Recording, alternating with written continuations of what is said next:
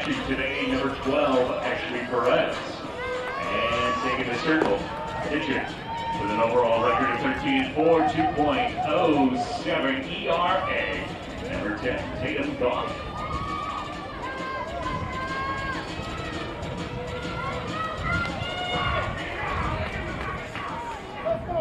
Leading it off, game 1 of this NCAA Division II National Championships.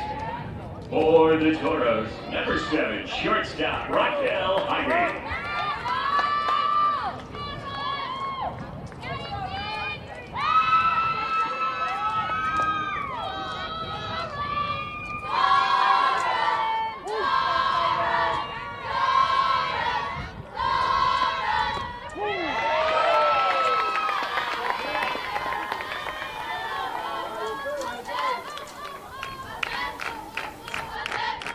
Yeah. UT Tyler, by virtue of being the number 1 seed in this year's tournament, they're the home team here in the first game. They're wearing their orange and white. And the Toros in their primarily black uniforms. The batter here, Raquel Jaime, will be 41-21 Cal State Dominguez Hills Toros. You don't see too many teams make it to this point in the tournament with more than 20 losses, which speaks to how well tested they've been, and frankly, how hot they got when it mattered most in the regional and supers. Right, and that's all that really matters. This is a team that is not accustomed to playing on this type of surface, and this week you'll find that both the infield and the outfield are of artificial turf. Everything plays true. It's a great roll. It's a great bounce. It's a super facility here at Metro State. They'll just have to get used to, I think, Brendan, once they get on the field defensively, that ball reacting just a little bit quicker on the hops. 2 balls, 2 strikes to the leadoff batter in this year's tournament.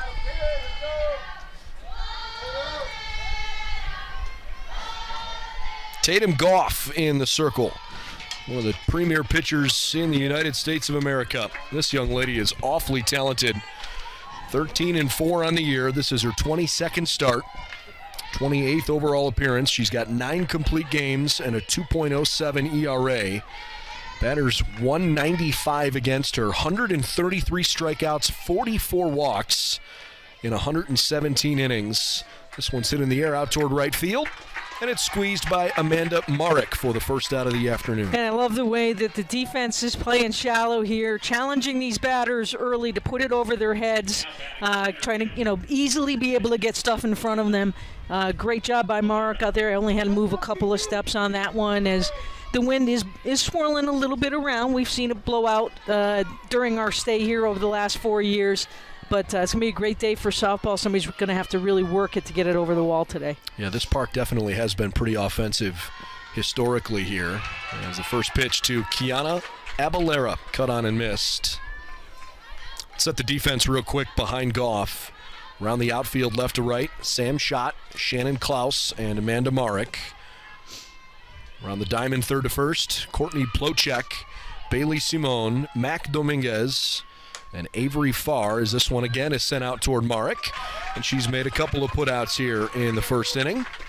And the fabulous catcher, Ashley Perez, several times between Texas Tyler's journey from Division III to Division II, she has been recognized as an All-American and as the National Catcher of the Year. She is the heartbeat of this team behind home plate. Absolutely, the All-American. She's clear career leader in a number of departments for the Patriots when we see her offensively. But, if you're going to try to run on her today, she will challenge you, no question about it. In watching the first few batters here for the Toros, I noticed that aside from that pitch being obviously outside and not chasing, the Toros batters are not afraid to be jumping on those balls right now. And what that proves to me, Brendan, is they don't want to get stuck in a hole, right? They don't want to allow Goff to be able to get ahead of them on the count. They want to kind of dictate what's going to happen in the box and be aggressive at their turns in the plate today. Haven't had a chance to introduce the umpires yet either, and we should do that before we go any further. Eddie Hall has the plate, Chelsea Clark over at first, and Bill Gattuso umpiring down at third base here this afternoon. Big cut through it 2 balls and 1 strike to Claudia Valencia. Valencia gripping the bat so loose, which is what you want to do. You want to be nice and loose on that bat. She almost let everything go on that swing. Great hitter. 367 on the season. She has started all 62 games. 6 homers for a team that doesn't hit a whole lot of home runs. Cuts through that one. 6 homers, 42 ribbies. She's got 10 doubles and 2 triples.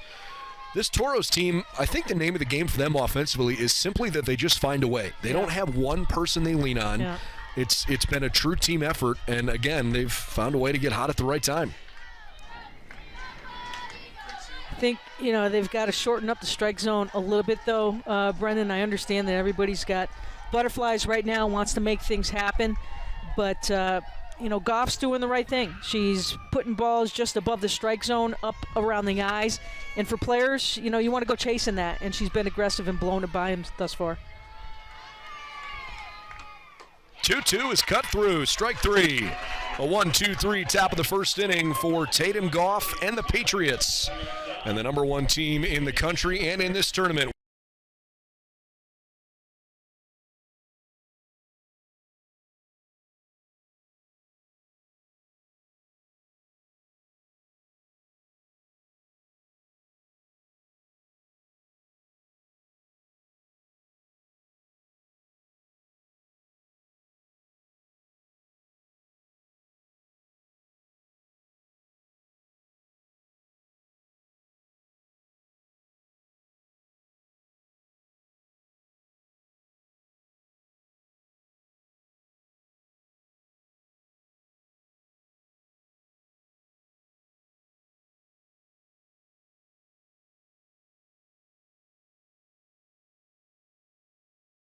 Starting battery for State Dominguez Hills. Catcher, 13, Meyer Lopez.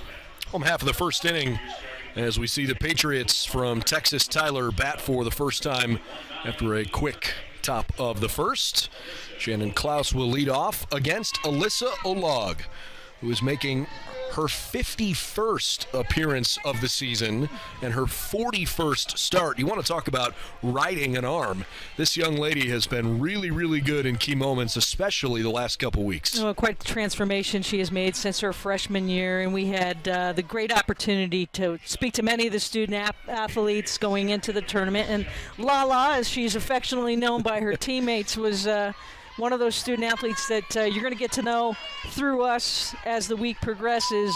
Quite a young lady, and has certainly done it in the circle with over 50 appearances this season. And she might have the best smile in this whole tournament. I mean, she just exudes so much joy. Don't get it confused when you're watching her play, because she's a competitor and she really wants to beat you, but she's got a great heart, and it was a wonderful conversation with her for sure. Shannon Klaus leading things off from the left-hand side. And she's got a 2 balls and no strikes count against her. Olag has a 21-12 record. ERA's at 3.19. 223 strikeouts, next to 57 walks, and 245 innings of work. The first base runner of the tournament is on via the hit by pitch. So Klaus makes her way down to first base. And the problem for Olag is that she's going to face a lineup today that truly doesn't have an easy out. This is, without question, one of the top offensive teams in America. Yeah, totally agree with you on here. They're going to push the envelope, no question, defensively. You can see the defense talking now, how exactly they want to handle this situation with Klaus at first base. They have decided to flip-flop Labanog and Jaime, the shortstop and third baseman. And if you're a Toros fan, this happens very regularly. It seems that they do this just strategically, trying to defend against a slap or a bunt. And so at the moment, it's Jaime who comes over and plays third base, and Labanog goes to short. And that one hits the outside corner to Courtney Plocek. And I'll tell you what, I give Jaime a ton of credit right now. I mean, she is literally, I've seen players and I've coached players where, you're charging in and you're set for that bump, that bunt coming off that bat.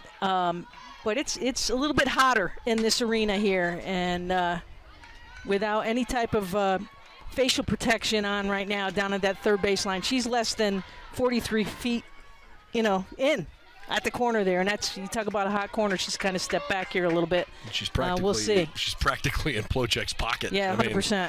100%. You better be ready. That's tough, but she does take a couple steps back here with 2 strikes. 0-2 pitch on the way home. Back to the circle. Olag gets the lead runner and will not try to turn a double play. So Klaus is put out, and Plocek aboard on the fielder's choice. 1 gone for the dangerous Ashley Perez. Catcher, number 12, Ashley Perez.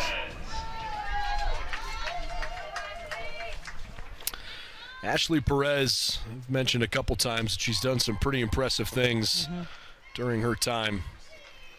The all-time school record holder in hits, homers, RBIs, doubles, slugging percentage, and total bases.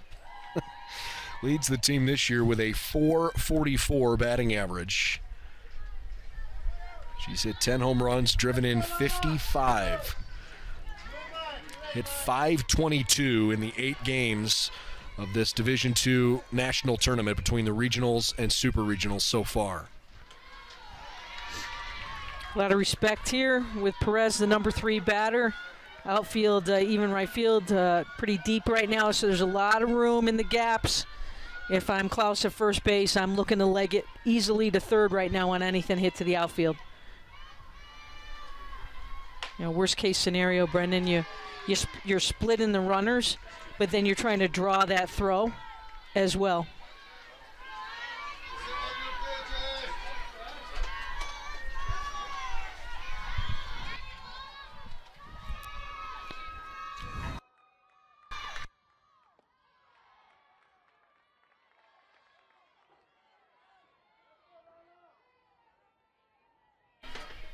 Three balls and no strikes to Ashley Perez.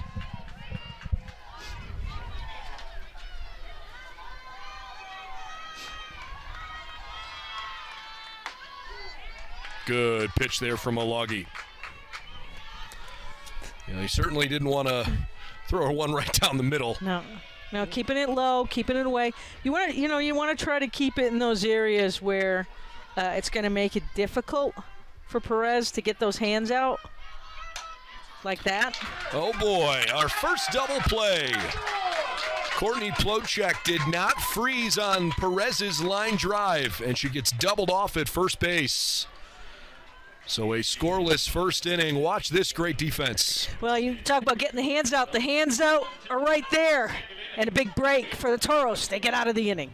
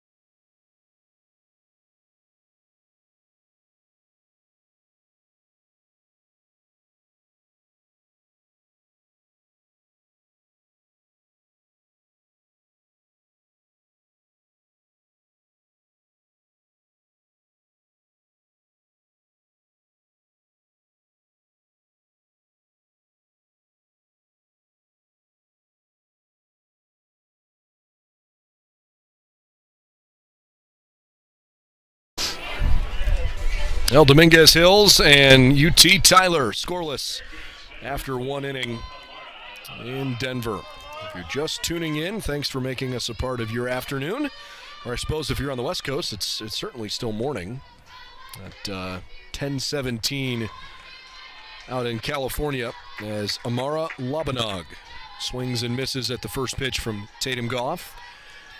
Dominguez Hills is certainly used to playing some games because they don't have lights at home. They play games earlier in the day, so this is not a super abnormal time. No. And the fact that they came in a couple days ago, they've adjusted to the time change. Well, and honestly, I kind of like it because you get up for these two teams. You get up, there's no waiting around. You know what's going to happen. You're going to have breakfast. You're going to come out and take BP, and you're going to get to work. So, first game of the tournament, I think, is great for any team, especially when it's your first go-around, especially for the Toros, and having the opportunity to kind of get adjusted in the venue. Tatum Goff selected as a 2022 NFCA first-team All-American.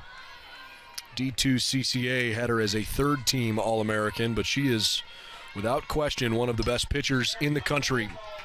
The Patriots are leaning on her to give them a good outing today. She threw a no-hitter against the defending national champions, the Lady Buffs from West Texas A&M, back in the quarterfinals of the Lone Star Conference tournament. So she has certainly performed well on a big stage. This one is bounced on the ground off of Plotchek's glove. It should be an error. Labanog aboard here to open the second. This is the hot play for the hot corner that we just talked about, right? Just the ball comes off of this surface pretty good, and you've got to keep an eye on. You cannot peek at any runner at all. You've got to worry about getting that ball in your glove and then making your motion fluid toward first base. Alex Davis, the batter. Davis, a freshman, hitting .252 on the season, showed bunt. It's a called strike, and no big play at first base there. Before we get too far into the game, let's tell you how these teams got here. Texas Tyler, champions out of the South Central region. They've had quite a run, and they certainly got tested. They didn't even win the Lone Star Conference, despite the fact that they are pretty widely considered one of the top teams in the country. No tag there, but ran out of the baseline, and so Davis will be put out. But the sacrifice does its job as Labanog goes to second.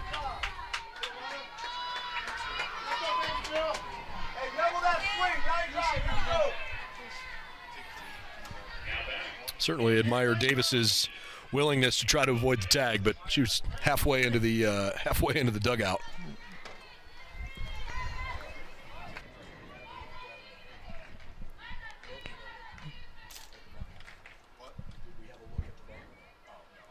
Yeah. Can he not hear me?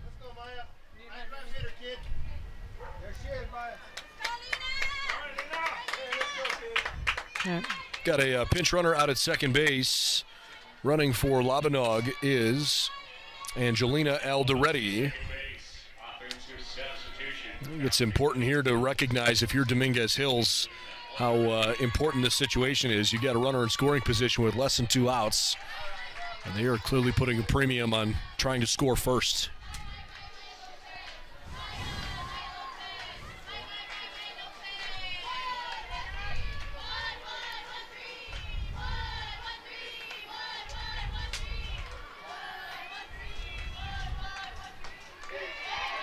That one hit the corner to Lopez.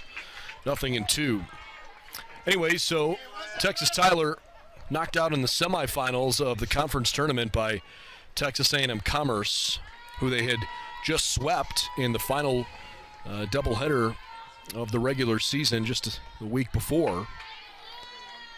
They got into the South Central region still as pretty arguably the team to beat.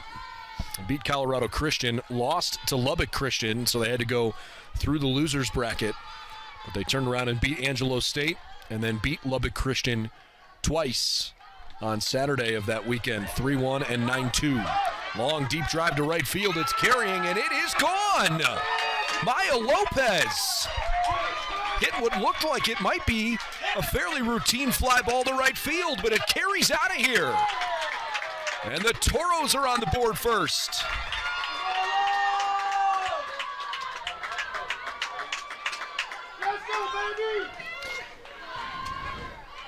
Well, for Lopez, a ball high and outside in the zone. And as it left the bat, I thought it had enough to carry pretty good. She started her trot right away going around first base and cut it out to right field. There's going to be no chance at all for Marick to track this one down as it just gained more air, and a 2-0 lead for the Toros. How about Maya Lopez? First at bat in the Division II National Tournament. She leaves the ballpark. 6th home run of the season. She's driven in 37 now. And the 8th seeded, and believe me, they've heard everything about Texas Tyler being the #1 team, and they said, look, we don't really care where we're seated. Let's just go out and play and give it a shot. We think we're pretty good, and we think that West Coast softball is pretty good. We saw that last year with Biola making a run to the National Championship Series. And the Toros strike first off Tatum Goff. Well, and I think, we have to go back to the era, right? With these 8 teams at this level, anything you do that is a mistake can bite you really easy. These teams are solid in every position, and they'll make anything glaring that happens to come up. And certainly the Toros doing it there, capping it off with the 2-run homer. Just to finish the note about Texas Tyler, they went to Supers and were paired up against Texas A&M Kingsville, who's obviously been a major threat on this national stage, having been national runner-up a couple years ago. This one is fouled off. They lost in that championship series on this field to Augustana back in 2019. And Texas Tyler disposed of them in 3. Won the first game, lost the second, and then won the third in that best 2 of 3 to punch their ticket here to Denver. More about the Toros in just a moment. Caitlin Sturm takes a pitch that's awfully close, but it missed. 2 balls and 2 strikes. Dominguez Hills also did not win their conference tournament out in the CCAA. They lost twice to Cal State Monterey Bay, sandwiched around a victory over Chico State, but still made it to the West Region. Grounded to third where Plocek throws across in time. 2 outs for Kaylee Hull. And in the West Region, Dominguez Hills is paired up with Chico State in that first game, even though they had just played them in their conference tournament a bit ago. And they beat Chico State. And then they turned around and played a very good Concordia team, beat them. So they had the luxury of needing to be beaten twice. Concordia got the Toros the first time, 8-6 in 9 innings. But the Toros told us they felt like they really beat themselves in that game. They turned around and walloped Concordia 8-0 in 5. They run ruled them, sending them to the Supers, where it took 3 games, but they beat Cal State San Marcos.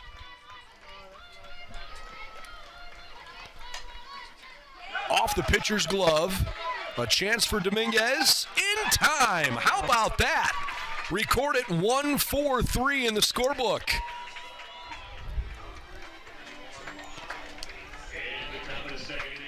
And again, playing on the surface, I think helped with that true bounce off of the tip.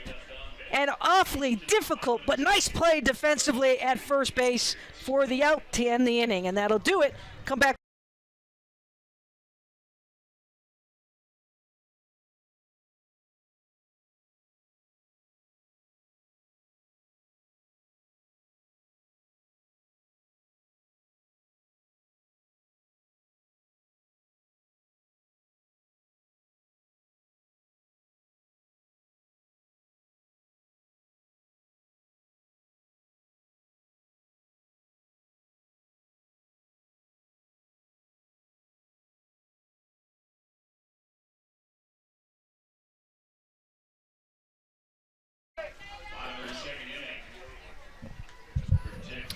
Home half of the second inning as Tatum Goff will lead things off for the Patriots.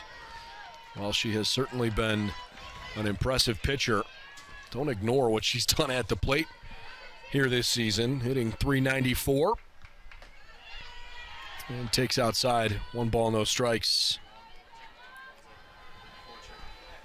Goff, 9 homers, 35 RBIs. It's kind of fun to talk with Coach Reed, who essentially said, Tatum came to school and, we knew she could pitch. She wanted a chance to hit. We gave her a chance, and Once you know it, she's not just become a good offensive player, but one of the key cogs in the middle of their order. Absolutely. Absolutely. 2 balls and no strikes from Alyssa Olagi.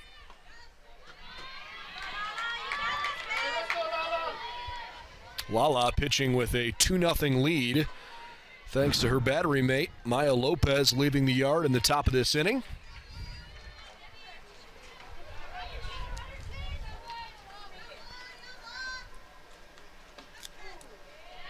Ooh, it caught the bottom of the zone. Goff saying, I didn't get that when I was back out on the circle last inning on the outside corner. Just trying to settle it a little bit.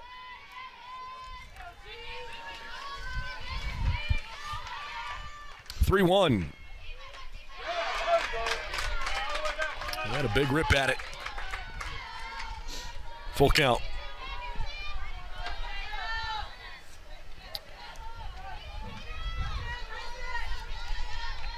Winner of this game will play tomorrow at the same time. It'll be the first game of the day. Hard ground ball to second base. Shanoa Au throws out Tatum Goff for the first out here in the second. And since we mentioned Shanoa's name, let's introduce the rest of the defense to you real quick. Had that quick top of the inning with that inning-ending double play. I haven't set the D for you. Claudia Valencia, Kiana Abalera, and Alex Davis are in the outfield. Amara Labanog, Raquel Jaime, Shanoa Au, Kaylee Hull from third to first, and Maya Lopez is catching here this afternoon. First pitch upstairs to Mac Dominguez for ball 1. And the winner of this game will play either Rogers State out of Oklahoma or the national champion from back in 2018, the Screaming Eagles from Southern Indiana. Mentioned last inning as we get a mound visit here. Mentioned that Tatum Goff had thrown a no-hitter in postseason competition in the conference tournament. Of course, a couple years ago, Jennifer Lenhart threw a no-hitter in the D2 College World Series and helped Southern Indiana win it all. And it was a perfect example. You get a hot pitcher and a few timely hits, you can make a run and win this tournament for sure. And Jen Lenhart, certainly one of the heart and soul of that Southern Indiana team that year, and having that experience. And I think for Southern Indiana, as they will be on the docket next, certainly you have a little bit of a upper hand because you know what you're experiencing for the week. And Coach Kunkel was one of the first people to tell us, boy, that first time around you come here, like boom, it hits you in the face. In 2017, it hit them in the face real quick. They lost 2 and were gone. So you got to kind of take it in a special way and understand that things happen quickly during the week, but things are different during this week. The time sets for practice, only certain time allotted for practice. Everybody gets a chance to play on the field and everything, but it's not anything like you're accustomed to during the regular season. And I think you can throw out the seedings too, Brendan. You know, they do it because they have to do it to get the games underway. But since COVID, I think even the national rankings in any sport, it's a conversation for the media, and that's about it. And especially at this level, when you have as great of 8 teams that we have, somebody's got to play somebody. You just hope that you're pulling the pairings out of the hat the right way. Yeah, and everybody has earned their way here by making great runs through their different regional tournaments. You're not here by accident. And the Toros, again, we mentioned it earlier, they don't care that they're the 8th seed. They get a chance to go out and play and prove it. And, you know, Texas Tyler, fine. They've been number 1 or number 2 basically all year. And in their minds, you're not going to win the national championship unless you beat the best teams that are here. So might as well start things off with them. Dominguez aboard with that walk over at first base. There's 1 out. Bottom of the second inning here. It's 2-0. Dominguez Hills got a 2-run homer from Maya Lopez in the top half of this inning.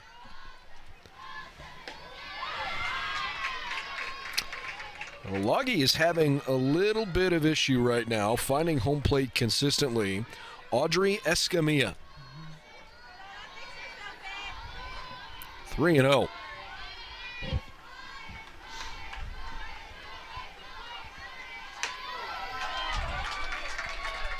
A 4-pitch walk puts runners at first and second with 1 out.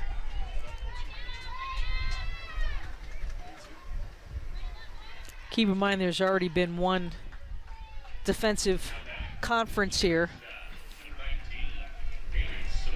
Well, the coaching staff says pretty quickly that it's time to make a change.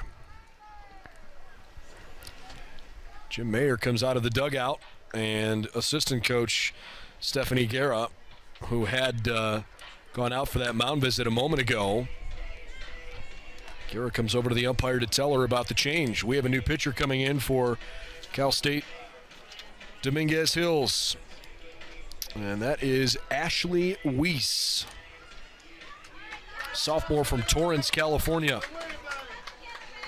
Weiss with a 2.26 ERA for the righty on the season, 19-8 on the year. This will be her 42nd appearance of the season in over 180 innings pitched.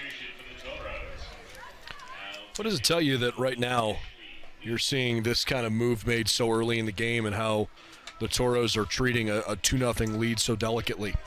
I think it's the right move. You don't want to get, you've got some confidence offensively. You've got a 2-run lead, and throwing back-to-back walks would be different. Maybe if it was a hit and a tip ball or an error in the infield, but when you have back-to-back walks like that and you've set up the offense now to put you back on your heels, you're very protective of those moments. So deep pitching staff, no question, for the Toros, and utilizing it here are the West Region champions. Haven't had a chance to talk much about the head coaches yet. Jim Mayer obviously went out and made that move. What are your impressions of a guy who has basically been, single-handedly the one that has built this program? He's been there for all but just a couple of seasons during his tenure, and they've been very, very good. Yeah, the steadiness of the program when a student athlete is looking at options for college and to be able to continue ball on the field, I think is most impressive. That steadiness and the winning percentage through the years has been consistent.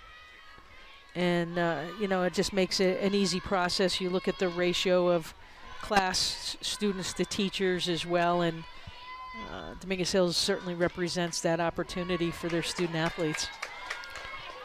Ashley Weiss finds the strike zone with the shortstop Bailey Simone at the plate. Dominguez at second, Escamilla at first.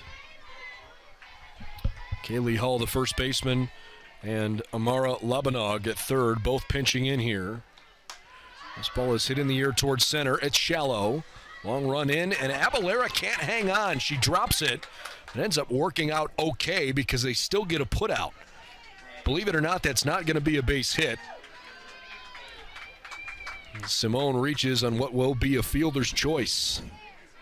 Yeah, a long, long way to go, and the runners really have to, you can see, going back and forth, having to make a decision there.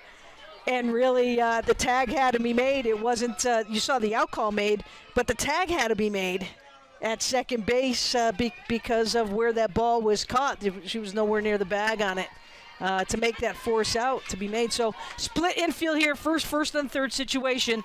Let's see what the Patriots try to force on the Toros defense. Amanda Marek is the batter. 301 on the season. 6 homers, 11 doubles, 36 RBIs.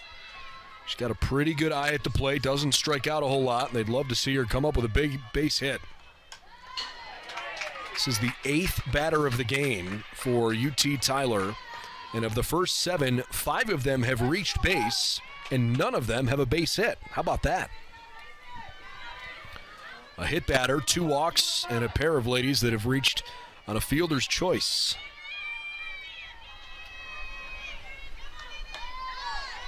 Off the plate intentionally there, 1-2. Spoke with Marek's parents, Larry and Yolanda, in the parking lot coming in. Just like many of these parents, they have taken the ride for wherever their hometown is. They drove 12 hours overnight to make it to see their daughter play today out of Waco. So they wouldn't miss it for the world, and definitely not. If it's getting in the car and going is the way to go, and you go. You know? I love that. And, you think about what all these young ladies have been through and their families have been through, all of the sacrifices that families have made, some financial, some sacrifices of time and trips and everything they've poured into this moment. A chance to play on the biggest stage you can. This is it. You're trying to win a national championship. And there's it's just great to see the support, because this is the pinnacle of the career for basically everybody that's on the field here. Good at bat here for Amanda Marek. It's still 2 balls and 2 strikes with runners at the corners and 2 outs. Toros lead it 2-0 in the bottom of the second inning. Coach Beery being pretty respectful as far as the first and third situation, not trying to push the envelope here against the Toros and push that runner up against Lopez's arm. Swing and a miss, strike 3. Gosh, was that an important strikeout to end the inning. So runners are stranded at the corners, and the Patriots are unable to capitalize. 2 innings in the books. It's 2-0 Toros.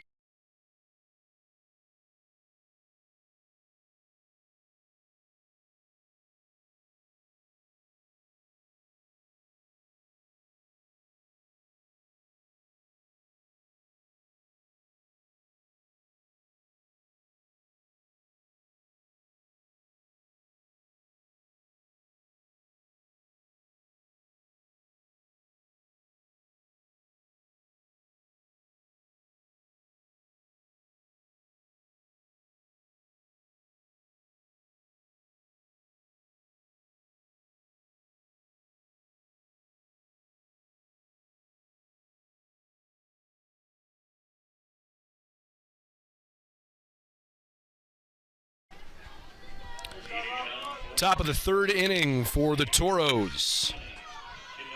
9-1-2 in the batting lineup. Shanoa Owl will lead things off. And she takes ball 1. 283 during her senior season. Doesn't hit for a ton of pop, but she runs really well. She's been a really good defensive player for the Toros this year. Chops one back toward the middle. That's going to get in there for a base hit. Good diving effort by Dominguez, but certainly not going to cut down Owl. And a leadoff base runner for Dominguez Hills. Yeah, you can see how hot that ball comes right off the turf here, and good speed out of the box. No chance at all. Back to the top of the order now, and Raquel Jaime. Jaime flew out to right field in her first at bat.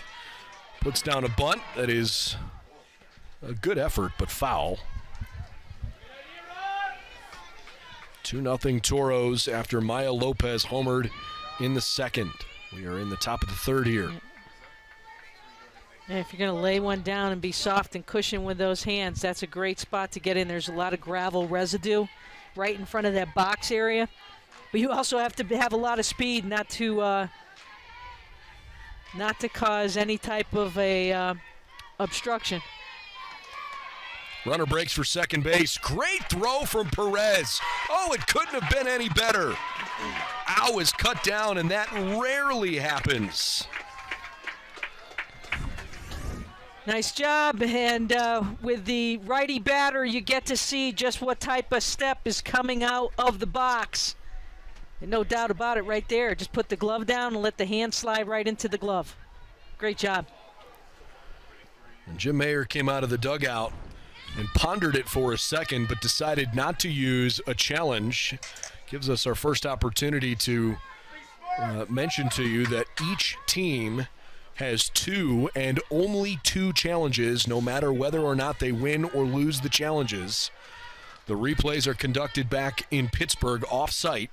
Those decisions are not made by the umpires here in Denver. And so there is what was told to us is kind of a flexible 30-second grace period at the end of a play for a coach to decide whether or not he wants to use one of those 2 challenges. And Jim Mayer says, no, not this time. Not this time. they don't carry over. When they're gone, they're gone. If hypothetically we went to extra innings at all. Jaime barrels one up nicely to center field. Klaus makes a great effort but can't get it. Sam's shot is there and gets the ball back in quickly. Jaime with a double.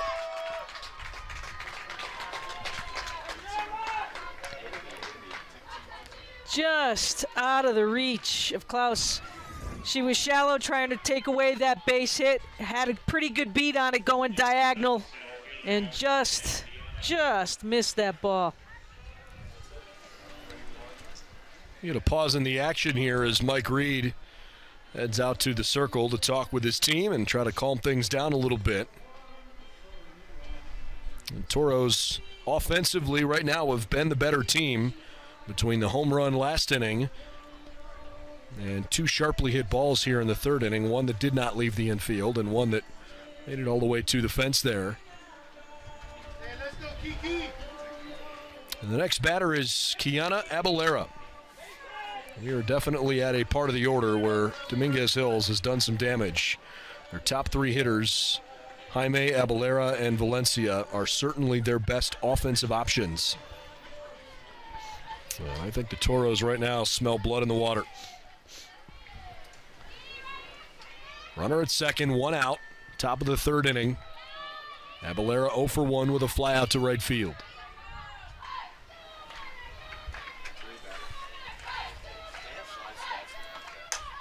Whack down the right field line. It is a fair ball. That'll score Jaime no problem. And a stand-up double for Abalera. Just stayed inside the line. Sure did. Talk about using the entire field. And an RBI just inside. Cutting it the opposite way, a little delay on the hit, on the swing that is, utilizing all fields.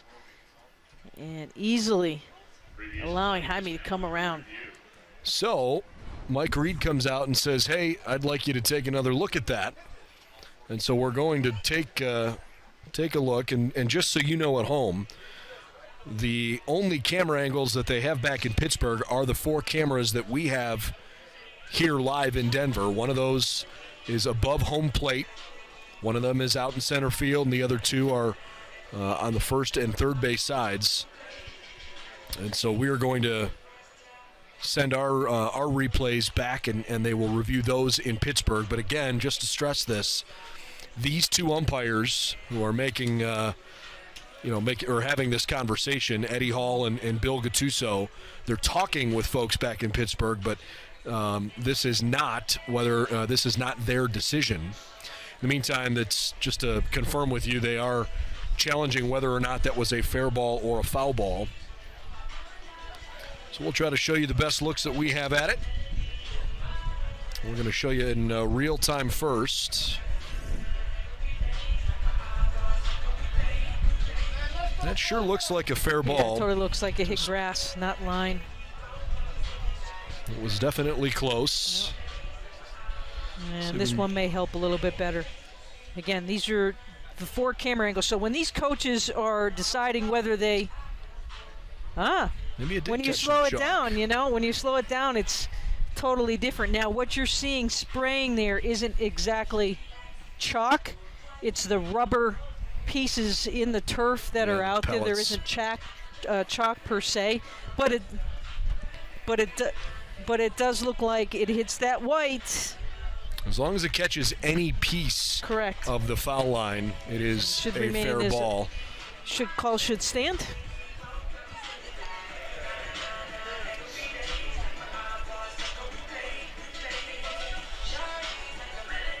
All right, so the umpires look at it, and they have said they are going to uphold the call as a fair ball.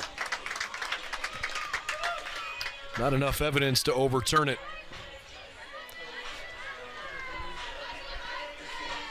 So, how about the Toros? They've struck not once but twice with that home run and a pair of doubles here in the 3rd inning, and UT Tyler has to try and figure out how to stop the bleeding. We've got a pinch runner out at second base coming in. Haley Garcia is going to go out there and run for the Toros in place of Abalera. Mike Reed also looks like he's making a change.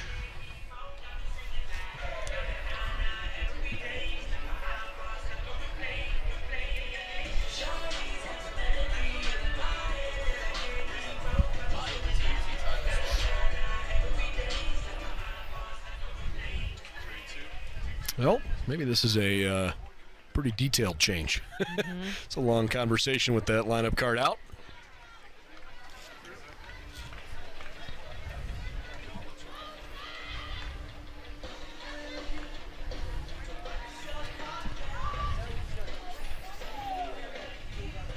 Toros have used their second pinch runner. They already used Angelina Alderetti.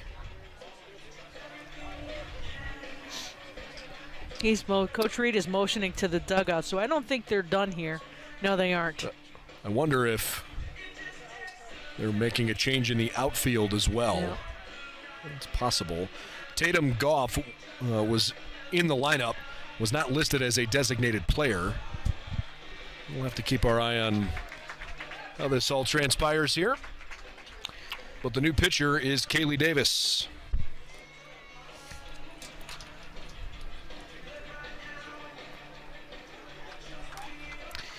And for Kelly Davis, and actually we're going to step aside here on NCAA.com. We'll discuss Davis and the defense when we return.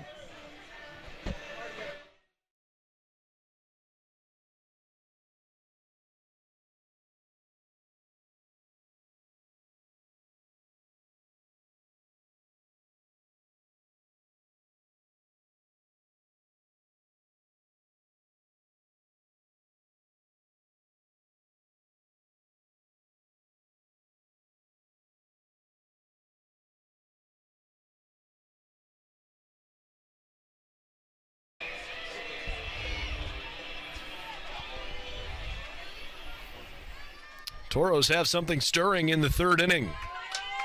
They've already got 3 base hits with the first 3 batters of the inning. Now there is one out because of the caught stealing, but Jaime and Abalera with back-to-back doubles forces a pitching change. Tatum Goff no longer in the circle.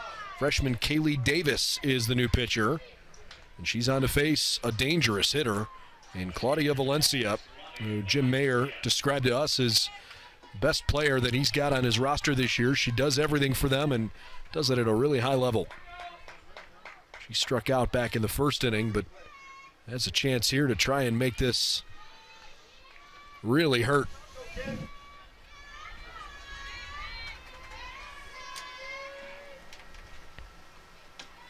Off the plate away. Count evens at a ball and a strike. Why don't you tell us a little about Davis? So for Davis, a 1.87 ERA on the season, 8-0. This is her 20th appearance of the year. She has 4 complete games. Now pitching in her 72nd inning of the year. Has given up only 57 hits. 14 walks, 57 Ks on the year. I like the idea there when they turn around and show bunt. Run one inside, make it really tough to get your absolutely. Get your barrel on it. 2 balls and a strike. Haley Garcia, the pinch runner at second.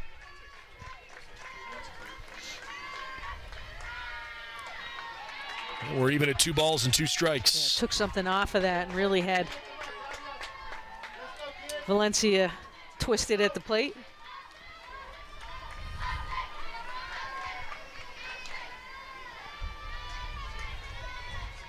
Gorgeous sunny afternoon, 73 degrees with a comfortable breeze as we approach 12 noon locally in Denver here. That one caught her, I think, just on that left elbow. Now, Eddie Hall says she's got to stay here. She leaned over the plate. Yeah, was into the plate.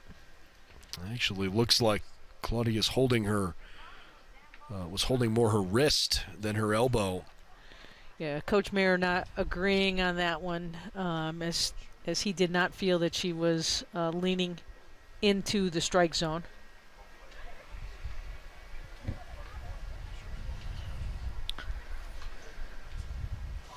Well, first and foremost, I hope Claudia is okay. Yeah, that's not a meaty area of the arm. No, and again, just to reiterate, I mean, she's a critical piece for this team. Certainly not indicating that they can't win without her, but she is she's a big piece. I don't want her to be taken out of the game. We take one more look here at this hit by pitch and exactly where did it hit her on that left arm. Oh, it did catch her right on the elbow. Notice how she kind of moved that arm inside the strike zone.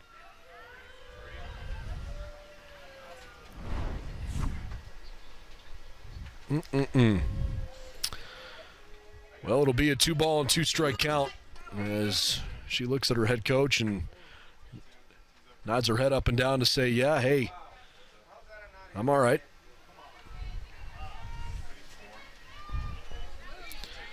So Valencia's going to try to make it hurt for the Patriots with her bat.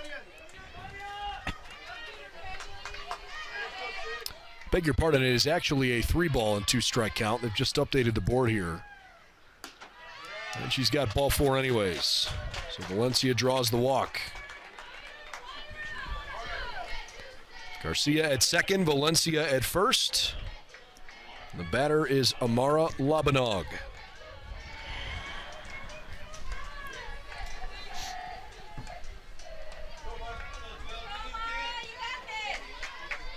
Labanog reached safely on an error and scored last inning.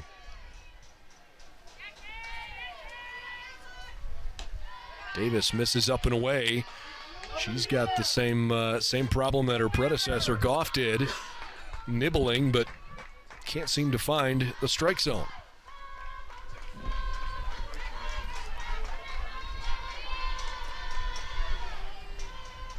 Corners are in. The middle infielders are really spread apart. Big swing and miss there from Labanog. I mean, there might be 100 feet between where Dominguez and Simone are playing at second really and tight. short. Yeah, totally. Anything through the middle of the infield, it could crawl its way into center field.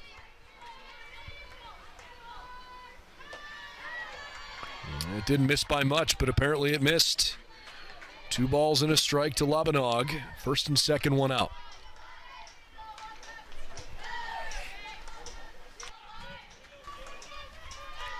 Champions in the West, the Toros, against the South Central champions, Texas Tyler Patriots. Fouled out of play.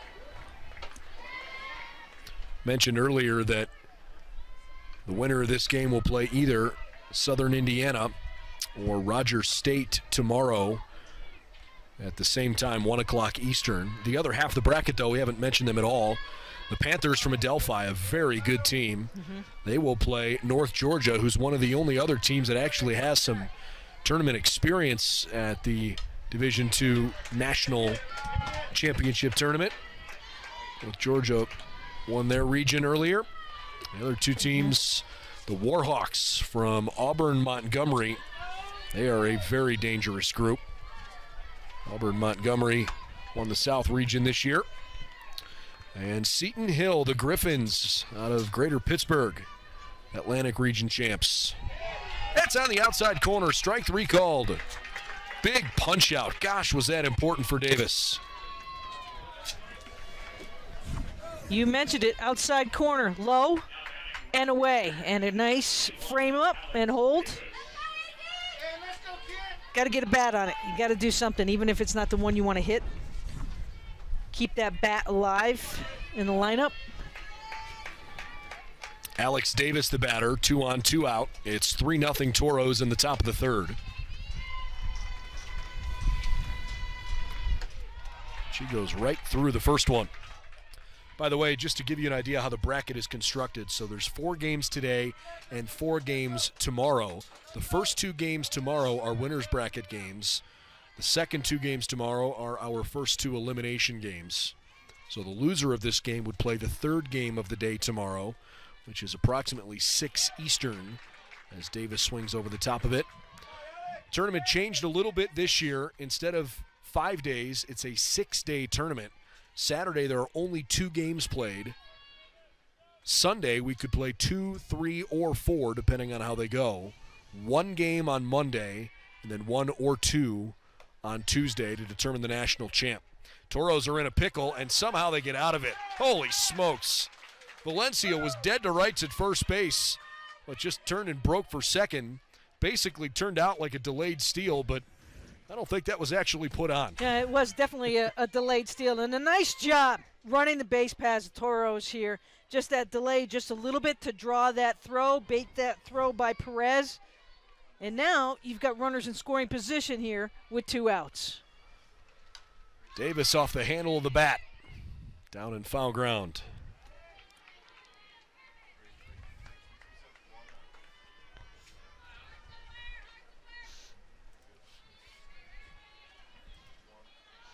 One ball, 2 strikes.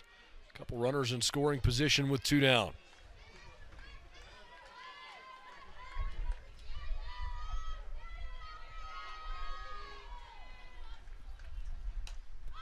Popped it up, and the catcher Perez puts it away.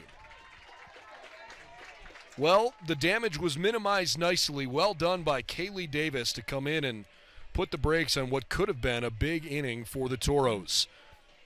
Cal State Dominguez Hills does add 1. Kiana Abalera, an RBI double, and it's now 3-0 in the middle of the third.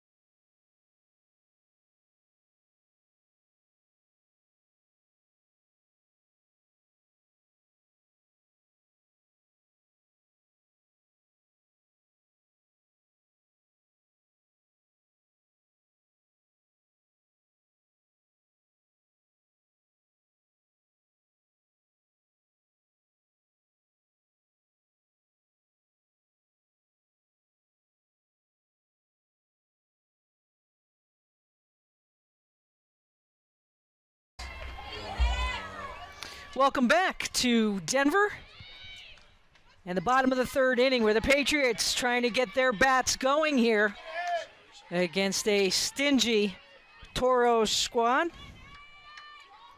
It'll be 5, 6, 7. Davis leading off the inning. Bounced one back up the middle. Last time up.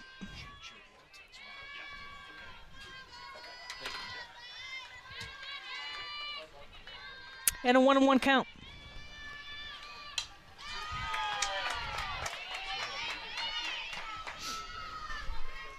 One ball and 2 strikes to Avery Farr.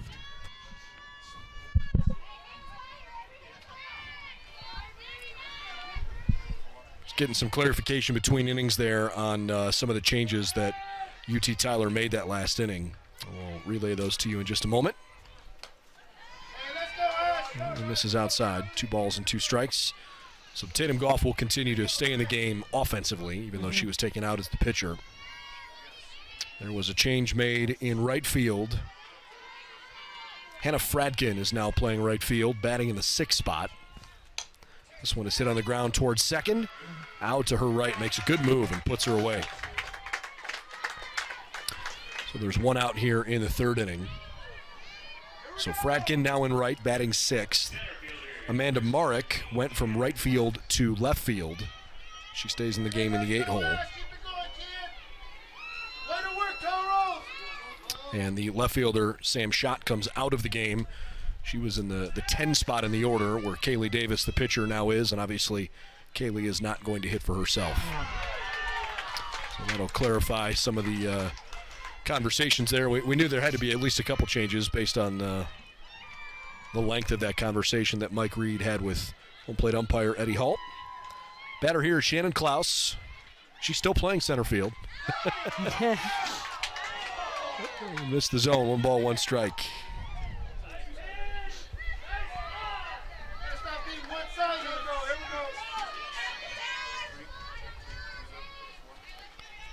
Klaus hit by a pitch in the bottom of the 1st inning. Her Patriots trail right now, 3-0. That one catches a corner.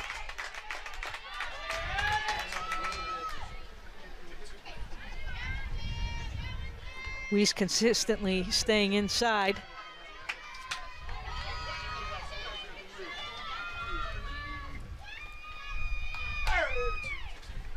Fouled off down the line.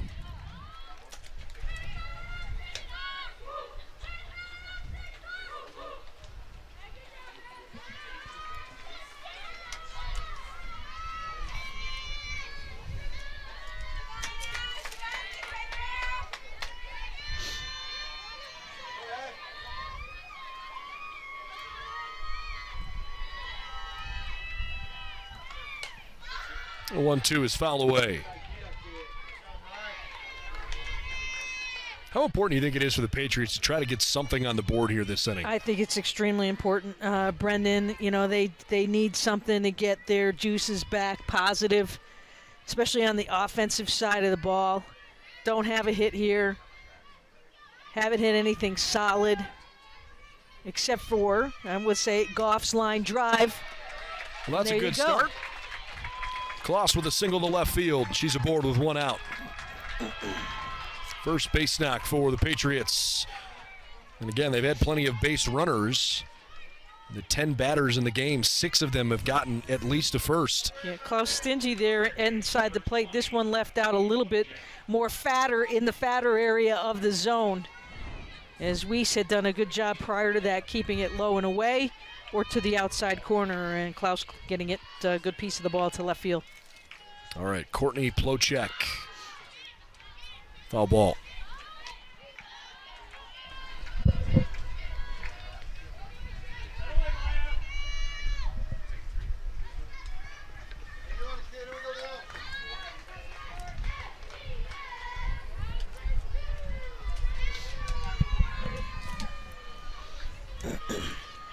Plochek reached down a fielder's choice last time up. And the ball that she hit back to the circle, where Olagi had thrown a second to get the force out. This one is in foul ground, and good try from Labanog, but ran out of real estate. Yeah, just hit off the top of the dugout. She's not going to get any help on that third base side with UT Tyler there. Definitely not. Might have been able to run it down, but you've got to move so quickly to get under it, feel where you are to that bench area.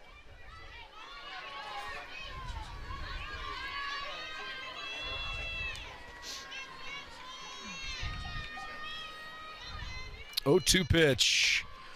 Hit high in the air, medium deep to right, and Alexis Davis pulls it down. Honestly, I love the location on that pitch. It was high and tight. Yep. Not where Plochek couldn't get to it, but where it was going to be really tough for her to drive the ball. Absolutely, and on her hands a little bit. And if you're a Toro, Ashley Perez comes to the plate. You know how dangerous she is. You'd rather face her with the bases empty, but second best option would be to not have a runner in scoring position. And there is a runner at first base with 2 outs here. Perez lined into an inning-ending double play in the first, but she hit a screamer to second base. That Au quickly caught and doubled off Plochek to end the inning.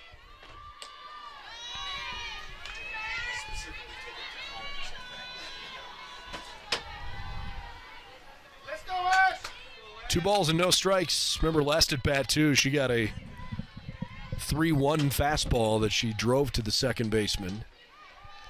Another good hitter's count for her. And it seems like the mentality here is don't let Perez beat you. That's right. She can make this game 3-2 in a heartbeat.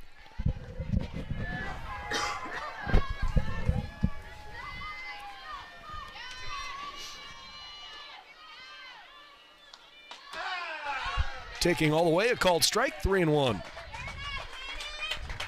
Let's go, West! Let's go after him!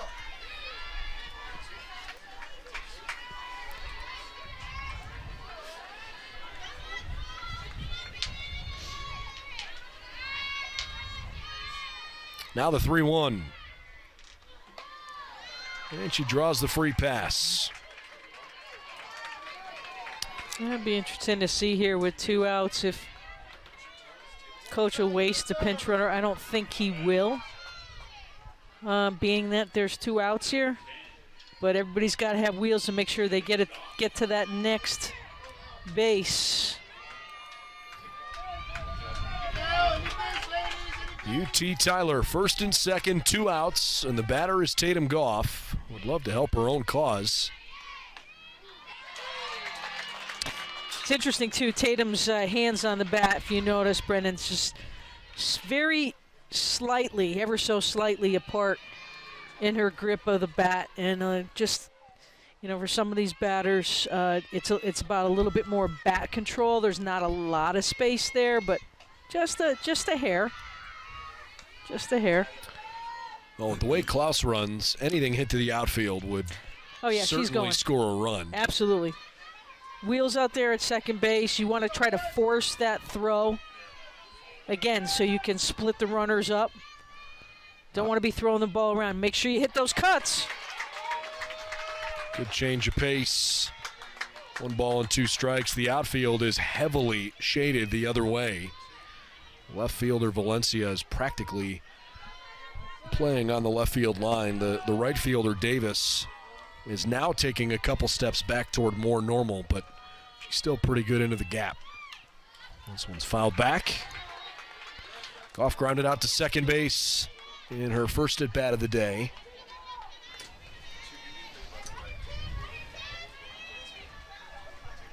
Really good crowd on hand for the first game of the day, including the Southern Indiana Screaming Eagles, who are just off to the right-hand side of the picture there. They had been warming up for a bit, getting ready for their game to follow. Swing and a miss, strike 3. Another critical inning-ending strikeout. Last inning it was Marek. This inning Tatum Goff. Well done by the relief pitcher, Ashley Weiss. 3 innings in the books. 3-0 Toros.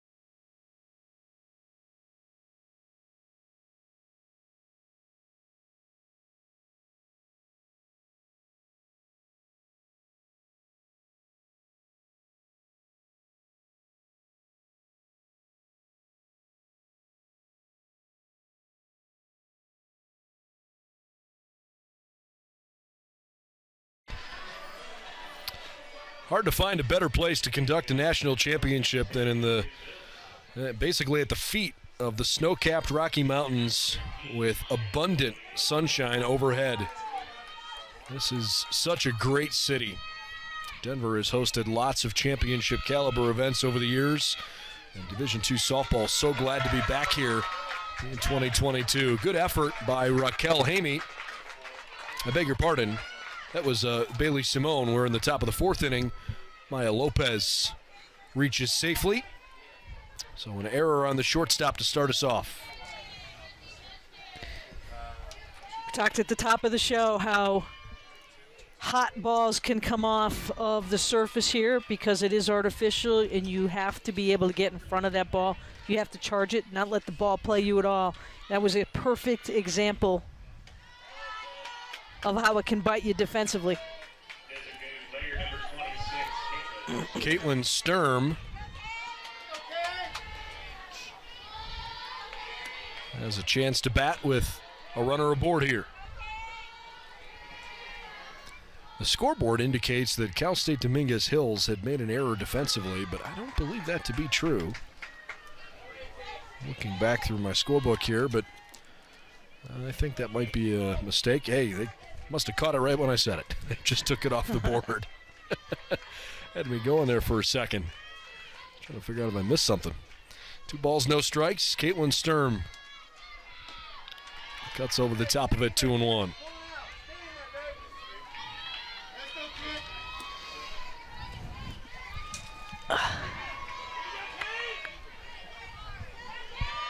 Top of the 4th inning. Big moment right now, I would say, for the Patriots. They got to get some momentum going.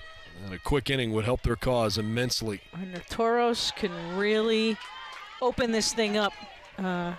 You want to keep everybody back on their heels. You don't want to let any daylight in for anybody to get confidence right now. And the Toros have done everything that they've needed to do defensively. Chop a couple hits here, push the pedal on the metal on the base paths. And how about that? First and second, nobody out without the benefit of a base hit. That'll drive you nuts if you're on the wrong side of that. In the meantime, I think we may have a pinch runner here. And I should correct myself from earlier. I think I had mentioned that the pitching coach was the one going over with the lineup card to the home plate umpire. That's actually Lexi Madrid, who is making all of those changes. I don't want to short Lexi. We got a pinch runner out at second base, running for Lopez. Did you catch which number it is? I did catch what number it was. Number 8, so Sydney Diaz. Okay. A freshman gets an opportunity here at the championships.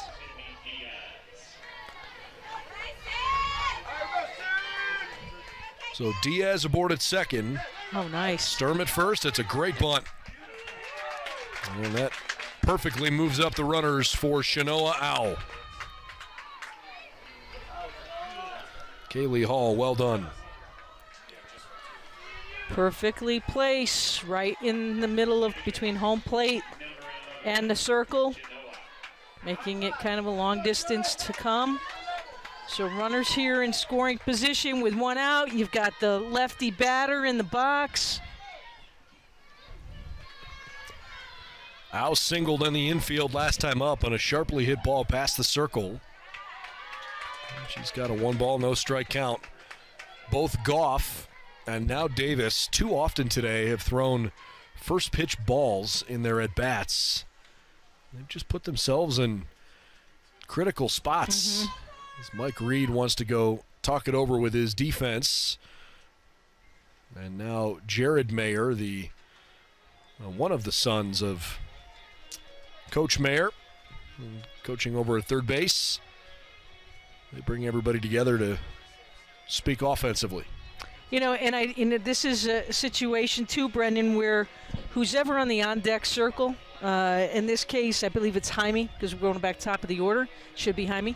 They've got an important job as the on-deck batter too, because with one out, I think you push that pedal to try to push that runner, along from second base and scoring position. You've got to make a great play from the outfield. You've got to make a great catch, great throw, and there's got to be a tag at home plate. So I wouldn't be surprised if they put some wheels in the house on anything to the outfield. Owl evens the count at a ball and a strike. But if I was going to go after that pitch, especially in the outside corner, she's got to try not to pull it. She's got to go with it wherever it is. And being in the outside corner, you got to hang in there a little bit longer. Can't pull off of it. 3-0 Cal State Dominguez Hills trying to add more here in the fourth.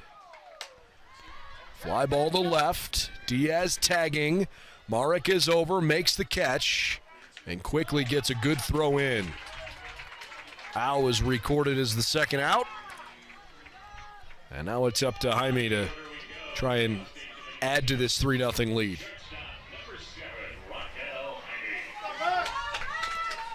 Jaime doubled to the left center field fence last time up, 1 for 2, and she scored the third run for the Toros when Kiana Abalera doubled her home.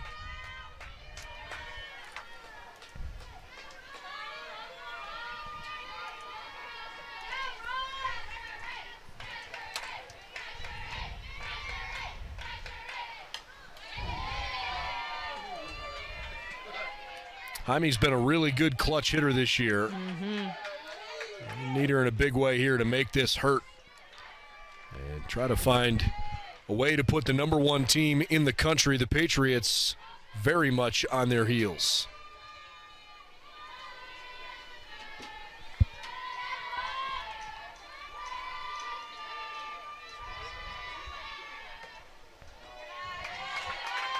One and one.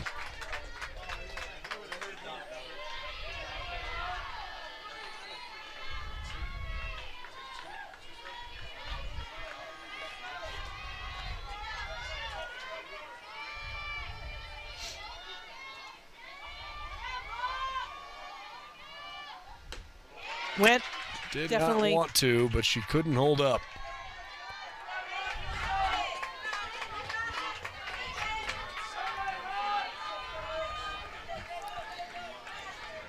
So, 1 ball and 2 strikes to the junior from Santiago High School in Corona, California.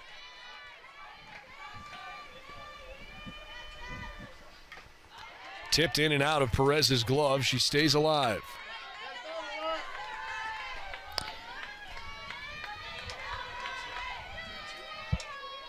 Great opportunity. Toros have already left 2 on in this game and hasn't hurt them. But I think, you want to be picky at the end of a game. You want to utilize these times to kind of break things open a little bit more. Jaime's been a hitting machine this year. Good Takes discipline. outside. She went from February 12th until March 19th with only 1 game without a base hit. And as a team, they played nearly 20 in that stretch. Can she come up with a big base knock here? In the air to right field and carrying. It is over Fratkin's head.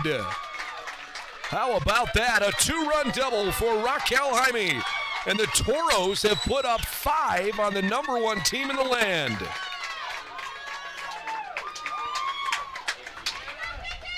Yeah, Jaime doing a good job. And again, that ball is really carrying out to right field. Going to be a little bit critical here because I think Jaime could be at third base right now. Watch where this relay comes back in. And it actually, they missed the cut. Jaime was out at second base, had turned the corner. That ball comes home. She can move to third and be just 1 step closer. But good job. Good piece of hitting, especially with 2 strikes. Go and win that pitch. We talk about it all the time. The new batter is Kiana Abalera. Abalera had an RBI double her last time up. You might remember if you saw it, that was the play that UT Tyler challenged. And the ball hit down in the right field corner when it landed on the chalk line. Right. That challenge was upheld. Abalera's had a couple of big games this year. She had a 3-hit, 4 RBI game against Western Washington back in February.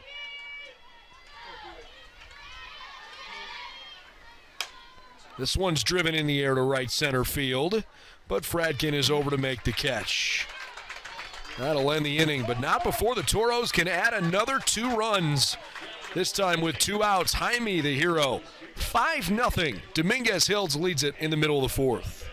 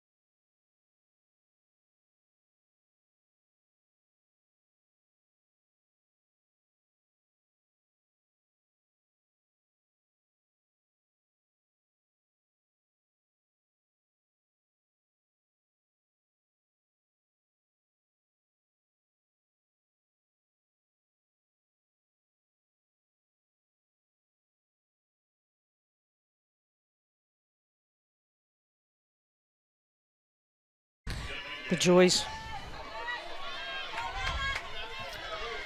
UT Tyler needs to get it going offensively. They trail 5-0 in the bottom of the 4th inning, and they only have 1 base hit, despite the fact they've had plenty of base runners.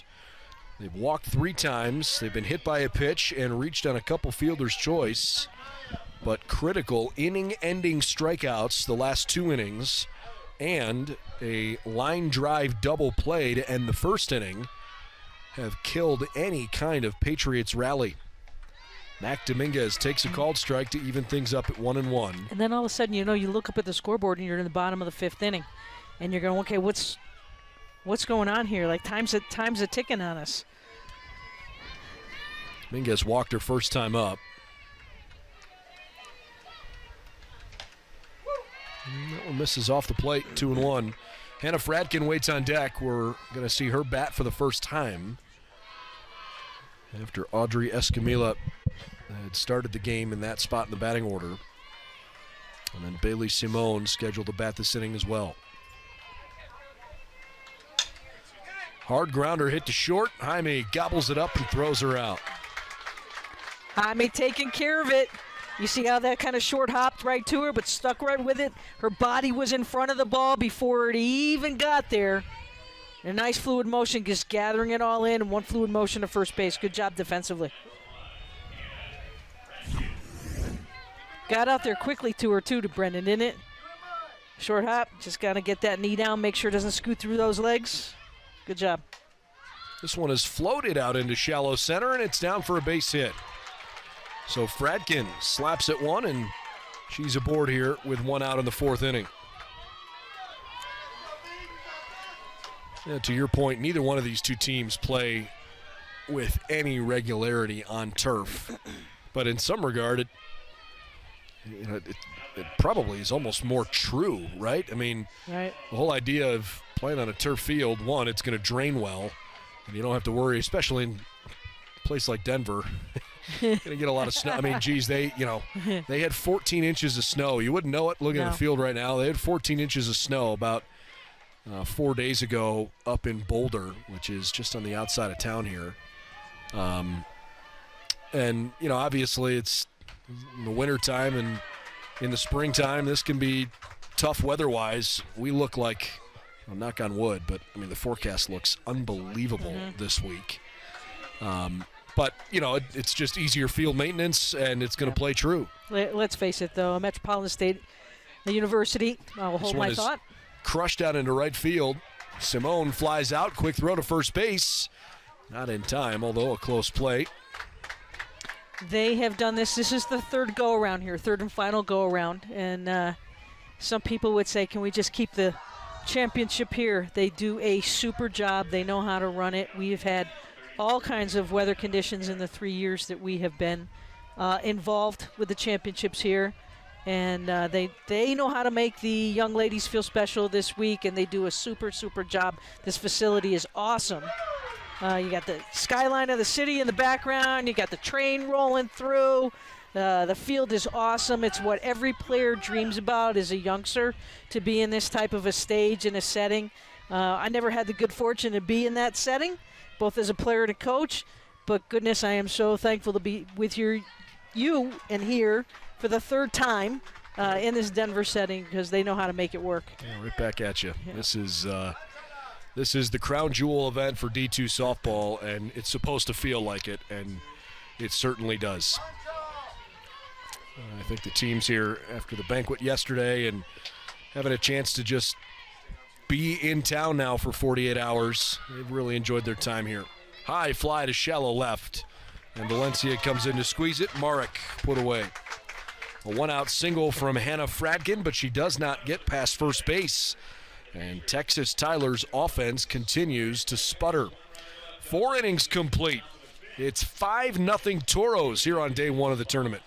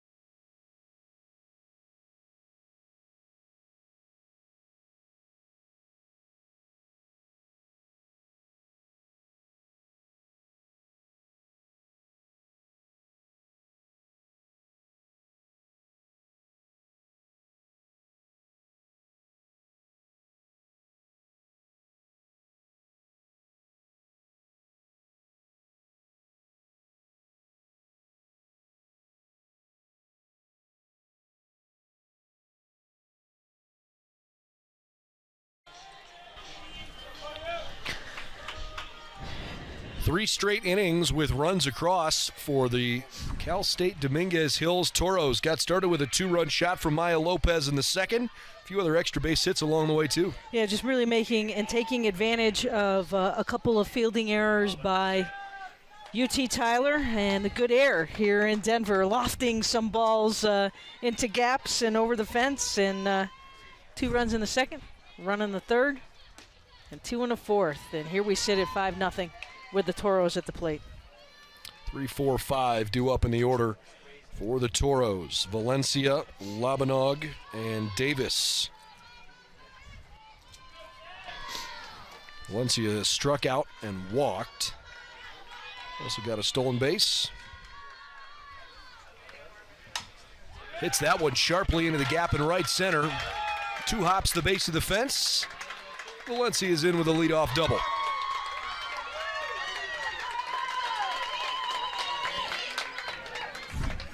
Jumping on the pitch, and the Toros, since the very first pitch of this game, have been aggressive at the plate, taking this first pitch ball into the gap. And I love the way Valencia, she was coming around first base, and halfway between first and second, Brendan, she was looking over to third, and Coach Jared Mayer over there saying, you know, am I coming to you? Am I coming to you? Not worrying about where that ball was. Nice job.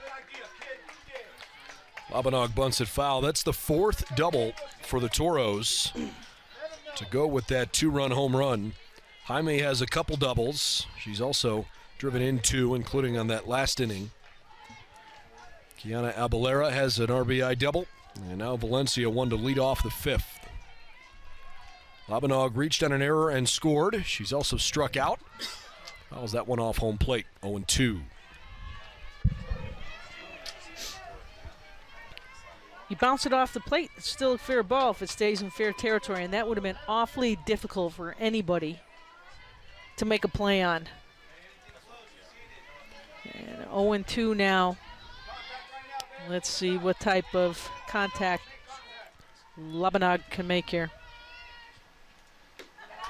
Good discipline. This is game 1 of the 2022 tournament. We will play at least 14 and as many as 17 games this weekend to crown our national champion. National championship game 2 and, if necessary, game 3 are on Tuesday next week. And nice job there by Labanog. Okay, that ball's on the outside quarter, Brendan. And just before that pitch gets to the plate, she kind of slides her hands up just a little bit more to choke up just a hair as that pitch is coming across, get a little bit more back control on that ball.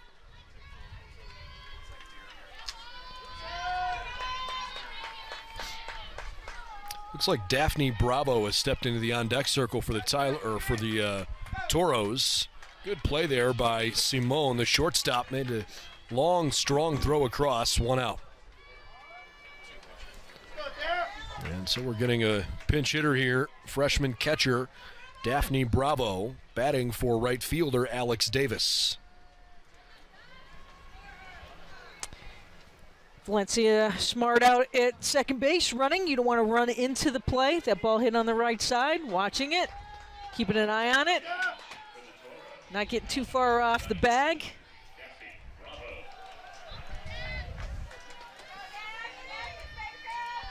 So Bravo steps into a spot here. She's 15 for 80 this year, batting just 188. Takes a called strike. To her credit, she really doesn't strike out a whole lot. Puts the ball in play. And she has a little bit of extra base hit capability. Let's see if she can come up with something big here. 5 runs, 6 hits, no errors for the Toros. No runs, 2 hits, 2 errors for the top-seeded and number 1 nationally ranked Texas Tyler Patriots, who are in their first year of full season Division II postseason eligibility after transferring from Division III, where they won the national championship back in 2016. They used to play some of the great Division III schools in the state of Texas, and they were absolutely one of the premier programs at D3. And then as a university decided to make the transition, their softball team really hasn't missed a beat. Mike Reed really gave the players credit for sticking around and sticking through it. That one's off the handle of the bat, but foul. It's a tough thing to go through recruiting and know that, there are some players that you're recruiting that you can't promise them a chance to even compete in the postseason. Yeah, 100%. You have to have the right players that buy into that and understand. Everybody understands their roles, and sometimes with some of the blue chippers that come out of high school, the expectation is more, pressure is more. Grounded off the glove of Kaylee Davis, and she's safe at first base. Dominguez made a good effort to get the ball to first, but Bravo reaches. Valencia to third, one out, runners on the corners. Slow enough hit after it tips off the glove and just barely beats it out. Davis will re-enter at first base.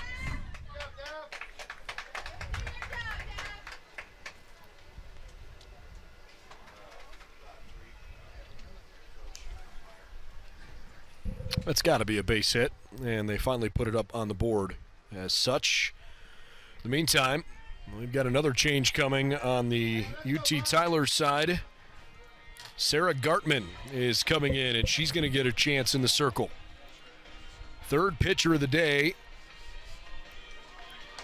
for a UT Tyler team that is running out of outs right now, down 5-0. Gartman's had great success this year, mostly as a relief pitcher. ERA at 1.85. This is her 25th appearance of the year. And Coach Reed decided Kaylee Davis's day was done. 40 Ks, just 10 walks with runners at the corner, and this one truly getting away now. You want to make sure that you keep it under control, because now we're starting to lean toward the opportunity for the Toros to really open this thing up. You have that potential 8th run at the plate, which if we complete 5 innings and the Toros are up by 8 runs, this would be a complete game. So you want to do anything you possibly can right now to eliminate that opportunity.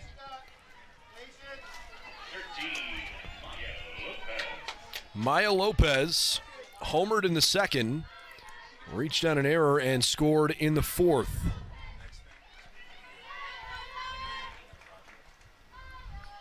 Lopez squares bunt. They throw down short. Snap throw to third, and they got her picked off. Valencia is going to have to be either tagged out if she doesn't come to home plate. She can't go into the base when it's now occupied by Davis. And Valencia knew she was mad at herself. Too far off the bag. You want to draw the throw, but you've got to be back close enough to the bag where you understand where the throw is coming on that first and third situation. And she's right there. She's right there, and then bites. She thinks that throw is going all the way through, and at that point, just allow the runner to get to third base and hope for the best on an overthrow, and that did not happen. So, unfortunately, running themselves out of the play here. Yeah, they run themselves out of an inning because the next pitch is flown out to left field, and the inning is over. So the Toros leave a runner in scoring position. They looked like they were really going to threaten, but got nothing for it. And maybe that's the momentum the Patriots needed. Halfway through the fifth, 5-0 Dominguez Hills here in Denver.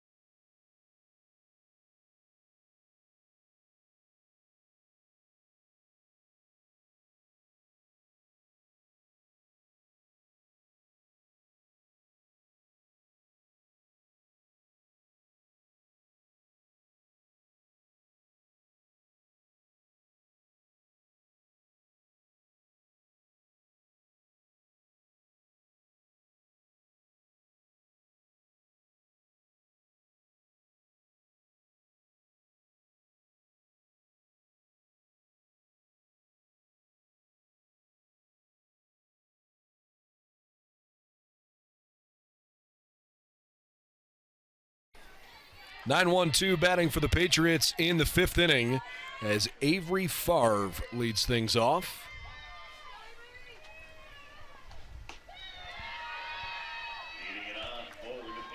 Favre 282 on the year. 0 for 1 in that first at bat with a ground out to second base.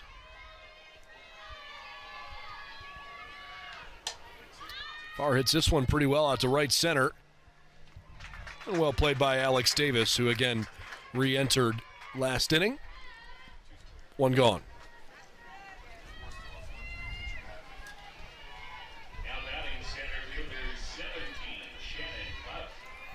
Back up to the top of the order now, and Shannon Klaus.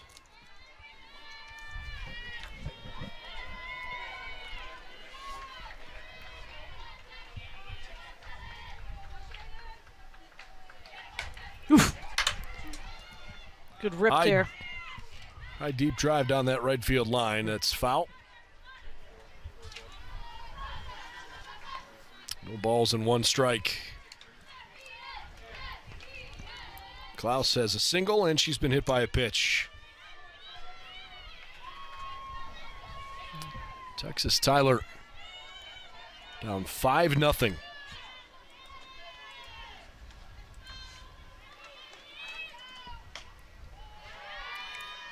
Outside, evens the count at 1-1. And if they lose this game and have to go through the losers bracket, the Patriots are comfortable doing that. In fact, they had to do it both in the South Central region and in the Super Regionals. Mm-hmm. Big, hefty cut from Klaus.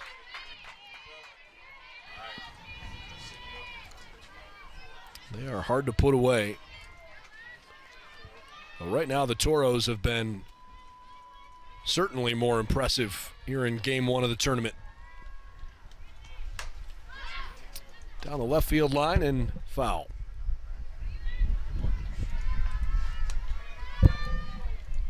Ashley Wees still pitching. Wait a second. Did he call her out? Must have been on contact with a plate. Let's see if we can see that again on a replay. She might have had contact in the box on the plate with her foot. Let's see if we can pick it up. There's 2 outs in the inning for Courtney Plochek. Definitely a foot out of the box. Yep. That's what it was. That's the right call. Nice job by our crew to capture that. Her foot came down. Now the foot stays up in the air. She's fine. As soon as that foot comes down outside the box upon contact, a whole different story. Good job, guys. So there's 2 outs for Courtney Plochek.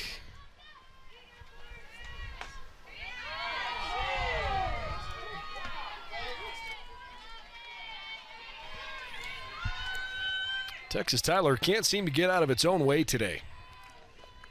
Too many self-inflicted mistakes.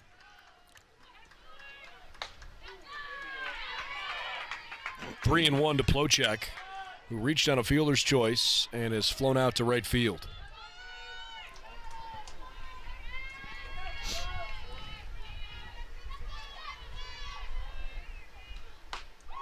Good pitch right at the knees.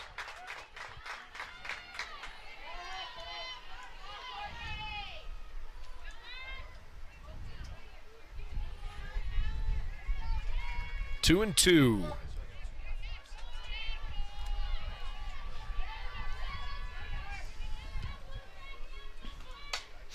That ball's hit pretty well to left field, and a bad read by Valencia. Gets all the way to the fence after she initially started in on it. Shannon Klaus has a double, and that is easily best offensive outcome so far today for the Patriots. Yeah, Valencia took a couple of steps in initially off the hit, and by the time she readjusted, it was 4 steps over her head, but good recovery. It hits off the base of the wall. The wall here plays true all the way around. It's kind of got like kind of rubber coating on that fencing, so you're going to get some nice hops off the wall for these outfielders to quickly retrieve that ball in. Ashley Perez, the batter. She's been the spark plug for the Patriots her whole career, but today she's lined into a double play and walked. Considering she's still batting over 500 since the end of the regular season. She is due for a hit. Unless they choose not to throw her a strike. Which, frankly, might not be a bad idea considering the damage Perez has done throughout her career.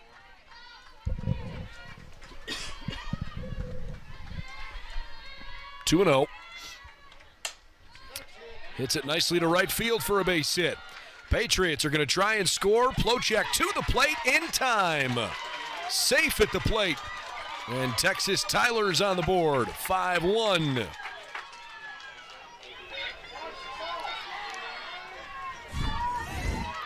You called it outside corner of the plate consistently. And no question at all, you've got to go with the pitch. Outfield was playing a little bit deeper here, respecting the bat of Perez. And with 2 outs, that arm's a-going. First run across for the Patriots. Grace Davis pinch running for Perez. The batter is Tatum Goff. Both coaches have gone to their bench several times.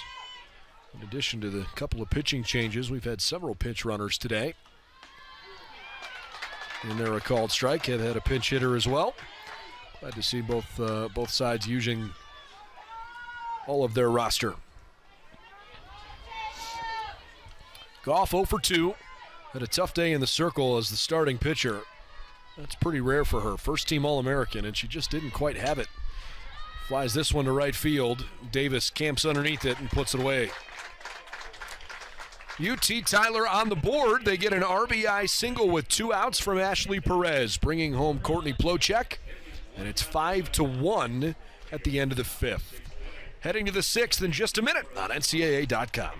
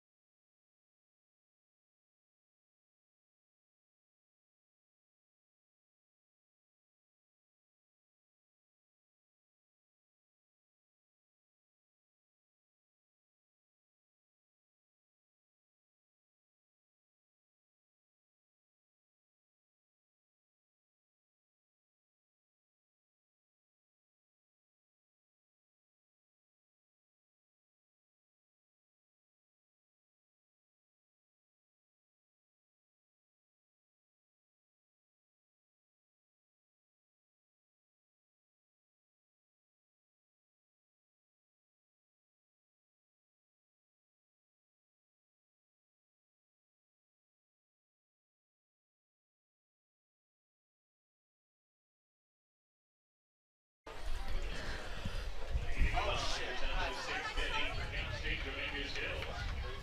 Designated player number 26, Caitlin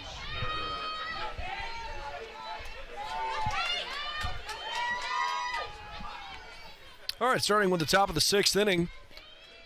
Cal State Dominguez Hills scored twice in the 2nd, once in the 3rd, scored another 2 runs in the 4th inning, and ran themselves out of an opportunity in the 5th. Their lead has been cut to 5-1 after the Patriots scored in the bottom of the 5th inning. Bottom third of the order for the Toros with Sturm, Hull, and Owl scheduled to bat.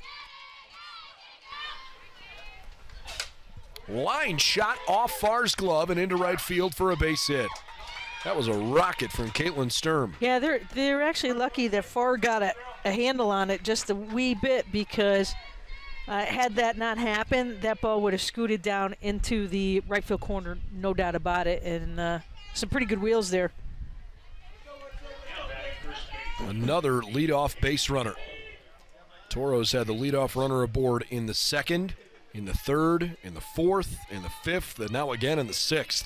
And again, jumping on that first pitch.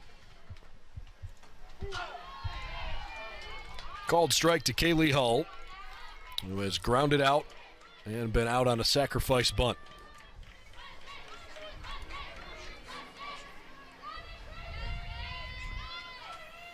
By the way, it's worth re-mentioning Ashley Perez did re-enter as the catcher. 1-1.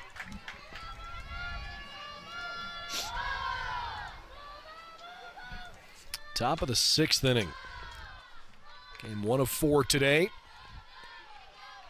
Rogers State and Southern Indiana coming up next. Hull couldn't drive that one despite it being what looked like a drivable pitch. Sarah Gartman, the third pitcher of the day for UT Tyler. Goff and Davis already have worked.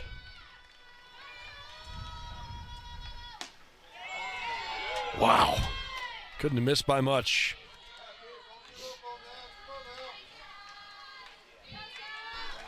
Five runs, 8 hits, no errors, and 4 left for the Toros. 1 run, 4 hits, 2 errors, 6 stranded for the Patriots.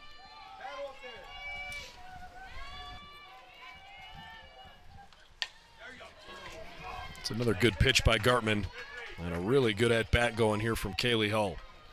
Taking some good cuts on some pitches that are up a little high in the zone. So unlike Texas Tyler. I mean, out of the 277 teams that play Division II softball,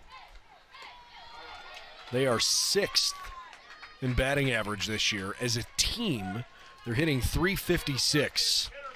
They've hardly threatened at all offensively with their bats today. They are also the 2nd best fielding percentage team in the country, and they've made 2 errors. This one's on the ground to second. They got the first and the second, a 4-6-3 double play. Great turn, Dominguez, Simone, and Farr. First double play of this championship weekend. Racked in by the Patriots. Check that, second. And a nice job staying in front of the ball. Making a nice easy flip. Good job defensively by the Patriots. So the bags are clear, and Shanoa Owl 1 for 2 with a single behind the circle. And she's flown out to left field. 0-1 the count.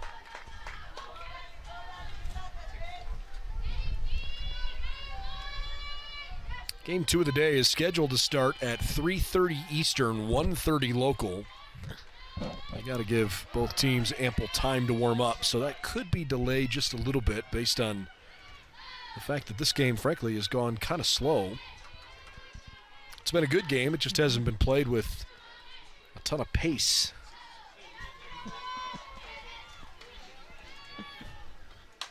Ow on the 1-1, rolls it to Dominguez. Had a nice inning for herself. Despite the leadoff single, only 3 Toros to the plate in the top of the 6th, and we move to the bottom half of the inning. It's still 5-1, Dominguez Hills on NCAA.com.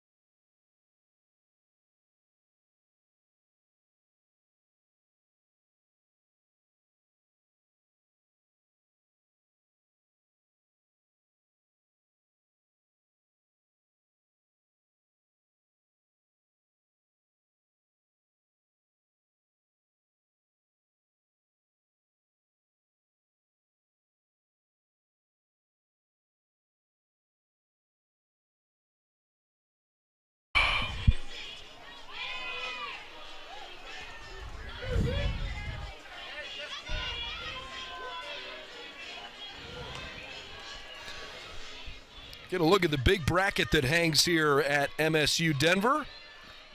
They will make adjustments along the way every time somebody wins. They'll push the team names along. That's right. It's one of those times where you don't mind climbing on the ladder to, of course, slap your name on there to move on. See a lot of people taking pictures of the bracket throughout the course of the weekend. Leadoff batter for the Patriots In the bottom of the 6th is Mac Dominguez, who made a couple of good plays defensively last inning. Got a big bracket. You've got the inflatable trophy right now because the big trophy's hidden away in the... Is it in your trunk? It is not. It is not. I will tell you that Carol Lentz and I went looking for the Division II lacrosse trophy that UND ended up winning last weekend in Missouri, and we had to make our way around to Lindenwood University, but we found it, and it was resting nicely before it was handed off to the champions. We will find it before... Find it sooner or later. Tuesday afternoon comes around. Nice piece of hardware to have to take home for sure for these teams. I don't think anybody minds checking that luggage. No. Mac Dominguez rips a single in the left field base hit. A leadoff hit, and you can see how fired up Dominguez is over at first base. Patriots don't care that there's only 6 outs to play with. No, she's hit the ball sharply here. Second time around, excuse me, as well.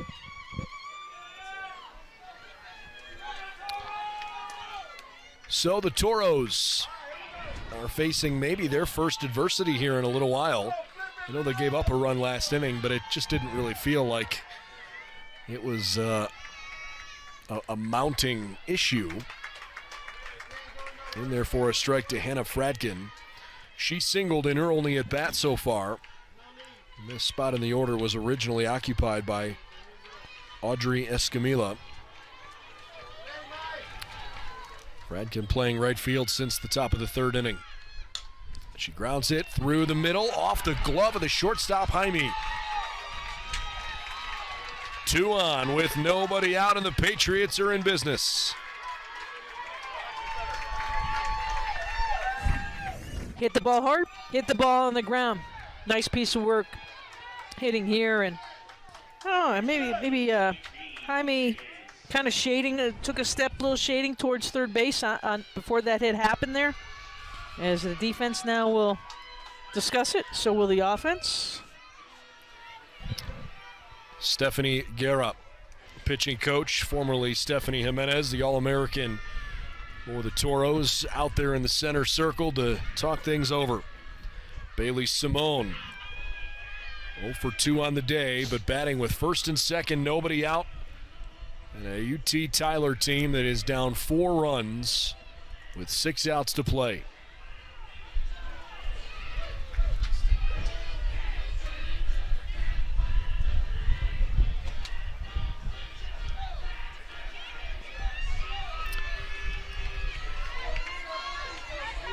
Coach Mayer is out of the dugout down the first base line. I can't tell if he was trying to get the attention of an umpire or a player, and now it seems he's got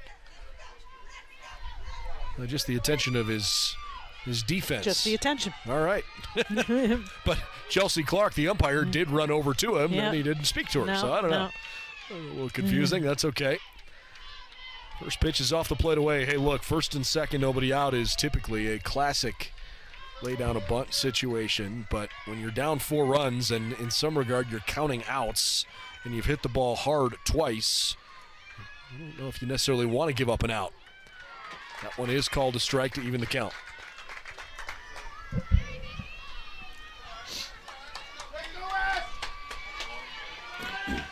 Bailey Simone.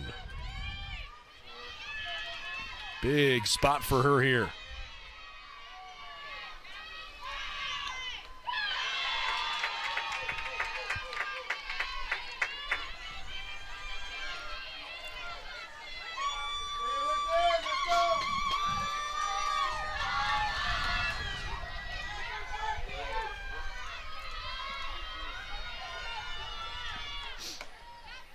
Good take, 3-1.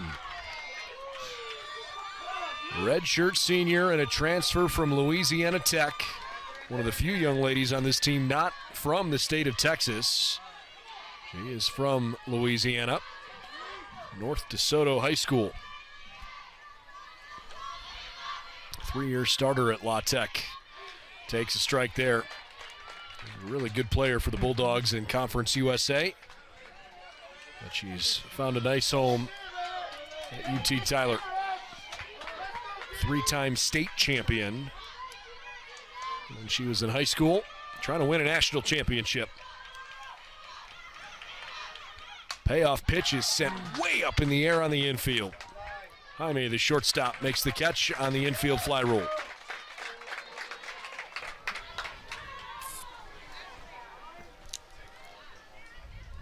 Two on, one out for Amanda Marek, or at least we think so.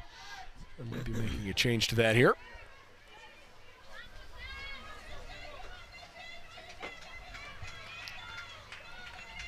And we will have a pinch hitter.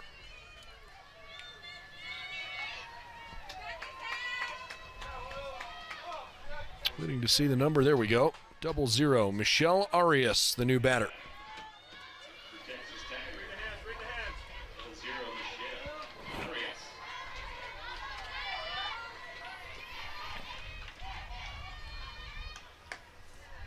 Arias takes 1 ball, no strikes.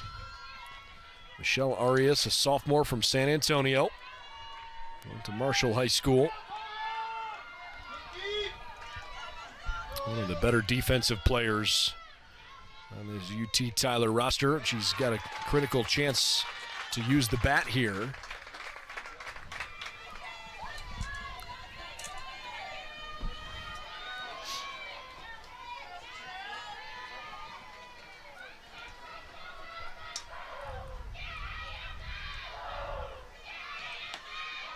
One doesn't miss by much. 2 balls and a strike.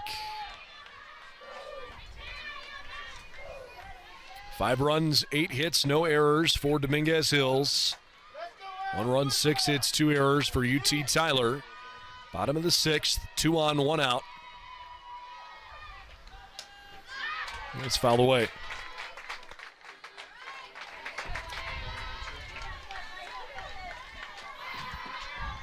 Dominguez at second after her leadoff single. Hannah Fradkin backed it up with a single to short. She's aboard at first base. And the Patriot dugout still very alive. Got the rally hats on.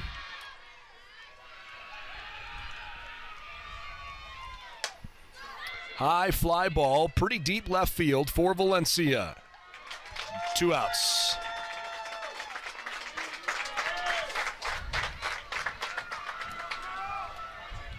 That was well hit, but Arias retired. And Avery Farr comes up. And this right now feels like a microcosm of the entire day for the Patriots. Got to give some respect over on that right side of the field. If I was the infielders over there, I would, but I'm not, so.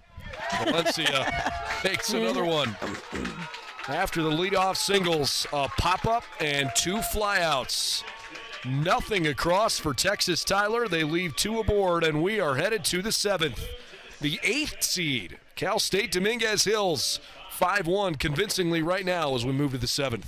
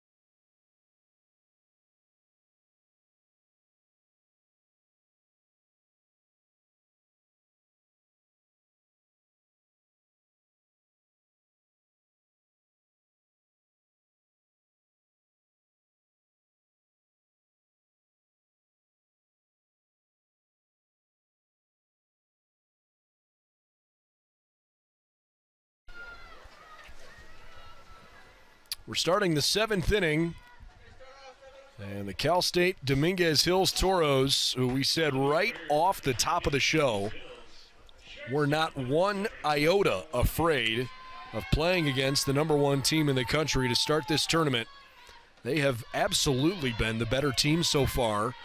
They lead 5-1. They have outperformed Texas Tyler, who's played fine, but not nearly well enough. They have outperformed Texas Tyler in every facet of the game so far. And Raquel Jaime stands at the plate here at the top of the order in the 7th inning against Sarah Gartman. Barrels this one up to center field, and a nice running grab by Shannon Klaus. Well, and again, in case you joined us late, the key innings of the 2nd and the 4th, where the Toros scored 2 runs in each of those innings. There were key errors in those innings, and at this level, with the type of play and the 8 teams that we have left, it'll hurt you. And it did come back and bite the Patriots this afternoon.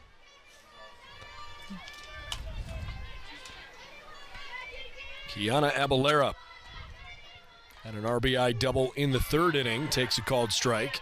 We probably haven't given enough credit to Weiss for the way she's pitched after Olagi only faced 6 batters before she was taken out of the game. And Weiss has been quite good in keeping this extremely good offense at bay. Whoa. What a play at third by Plocek, but she throws it wildly down the line. So flashing some leather, but Abalera's aboard anyways on the error. Yeah. And again, we talk about uncharacteristic. I mean, that's the 3rd error of the game for the 2nd best defensive team in college softball. That's right. This doesn't happen. Looks like we're going to get another change here. It should be for a pinch runner. All right. Janessa Hebreo. Young lady over at first base. Abalera's been pinch run for a couple times.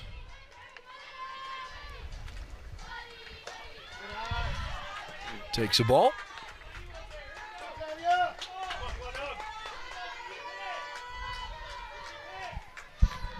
One on, one out. Valencia at the plate, doubled last time up. She's also walked and struck out. I'm not sure what the conversation was there, but Coach Mayer went over and wanted to ask something of the first base umpire. It was quick, and he's back in the dugout. Popped up on the infield. Dominguez squeezes.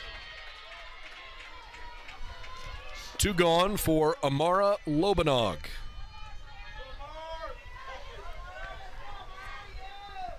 Third base, number 12, Amara Lobanog.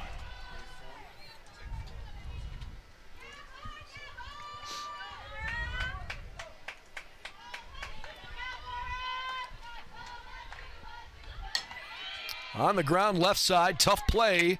Simone across. It's in time.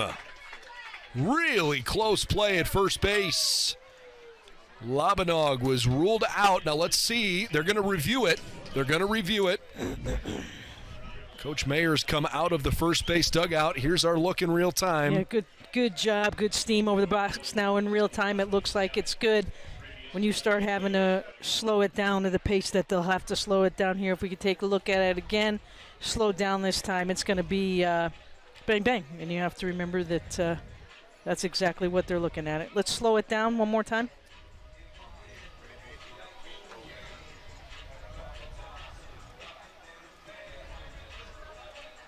Wow, it's really close. I think she might be safe. Really close. Yeah, that foot's still up in the air. Looks like it's in her glove at that point. I think it'll stay. Now, the only difference there is did Forrest's foot slightly come off the bag off of that stretch? But it clearly looks like once you slow it down as slow as we just did it there, that she is out. We'll see what they say in Pittsburgh. Again, the umpires on site here do not have the final decision. The call is being reviewed off-site in Pittsburgh, Pennsylvania. I'll tell you what the decision is. Out at first base. All right. So, a really good throw from Bailey Simone across the diamond. Labanog put out, and the Toros are just 3 outs away from taking game 1 of this championship tournament.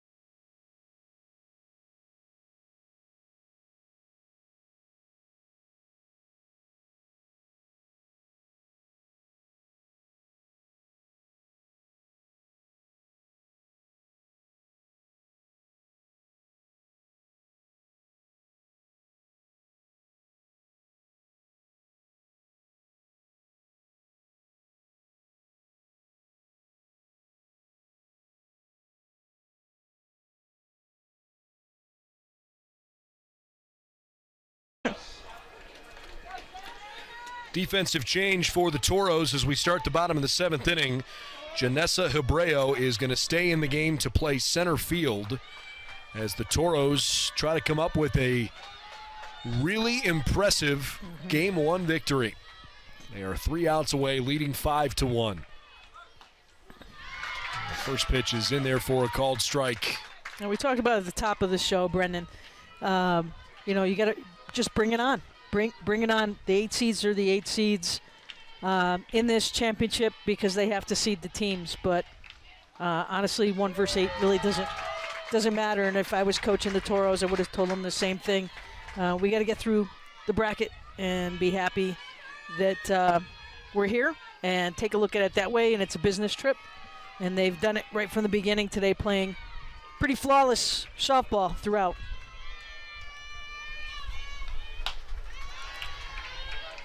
Coaches will always be critical. We'll probably look at that little base running scenario back a couple innings ago.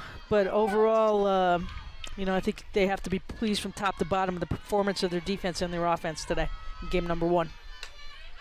Klaus into foul ground, and thankfully for her, into the dugout. Certainly wouldn't want to commit the first out of the inning on something that you didn't put in play. No. So, Klaus 1 for 2 on the day. Remember, last time up, she actually stepped out of the box and was called out. She has a single. She's also been hit by a pitch. It's the top of the order for the Patriots here. Hard to imagine if you're a Patriots fan that the offense has gone so quiet. It's quite a tip of the cap to Ashley Wees. This one's on the ground through the middle, base hit. And that's what the Patriots needed, a leadoff base runner, and gets them started here in the 7th. Courtney Plotchek will stand in. Yeah, no doubt about it. On this piece of hitting here, look for the top. The legs cross over a little bit different on the slap each time, depending on what you're trying to accomplish. And a nice job, good timing, putting that one back through the middle, getting the leadoff runner aboard. Plotchek scored UT Tyler's only run in the 5th inning when she came home on Ashley Perez's RBI single. Patriots need base runners down 4 with only 3 outs to play with.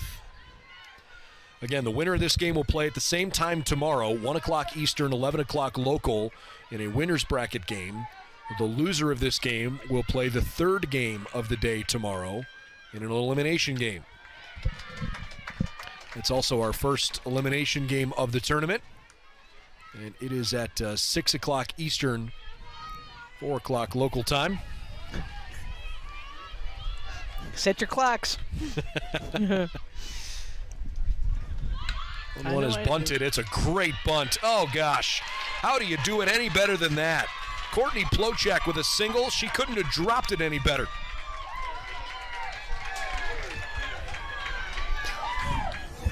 That area in front of the batter's box, there's a lot of residue off of the turf surface from the pellets there. And real nice job laying that bunt down. And look at this now. Runners first and second, nobody out. And the best hitter on this Patriots team, and frankly, one of the best hitters in the country, Ashley Perez at the plate. Honestly, this feels like worst case scenario for the Toros. It's not that she's impossible to get out, but she can change the tenor of this game so quickly. In there, a called strike. She's one of 2 players in this tournament that I would look at coming into the weekend and say, hey, you cannot make a mistake to this hitter in the lineup. Yeah.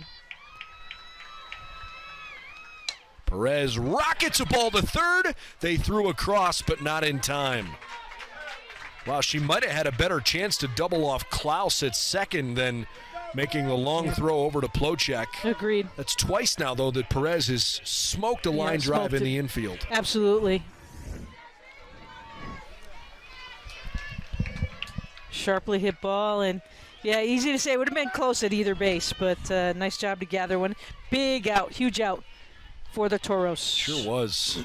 Tatum Goff takes ball 1. 2 on, 1 out. UT Tyler down 4 with their cleanup hitter at the plate. Goff is hitless on the day, 0 for 3. He takes a strike. Defense, interesting, kind of challenging the Patriots a little bit. And now actually a little, now I say that, everybody's taking kind of a step back. It's actually blowing in here at the field, but you know, you want to keep that ball in front of you. 1 and 2.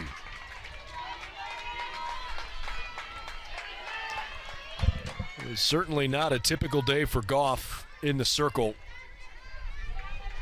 Gave up 3 runs in 2 1/3 innings. Way upstairs. Only 2 of the runs were earned. Davis gave up 2 unearned runs over her 2 innings of work.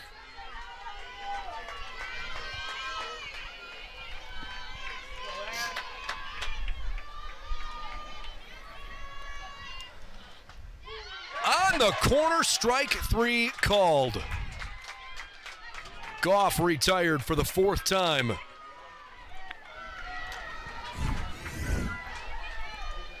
Good setup right there on the outside corner. Oh, if Goff was frozen or what on the play. But 2 down now, big difference. Defense kind of set back a little bit.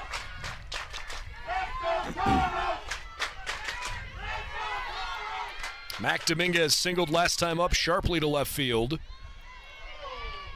She's also walked and grounded out. First ever appearance in the Division II National Championship Tournament for Cal State Dominguez Hills. They were 41-21 through the season and certainly played some extremely good teams out on the West Coast.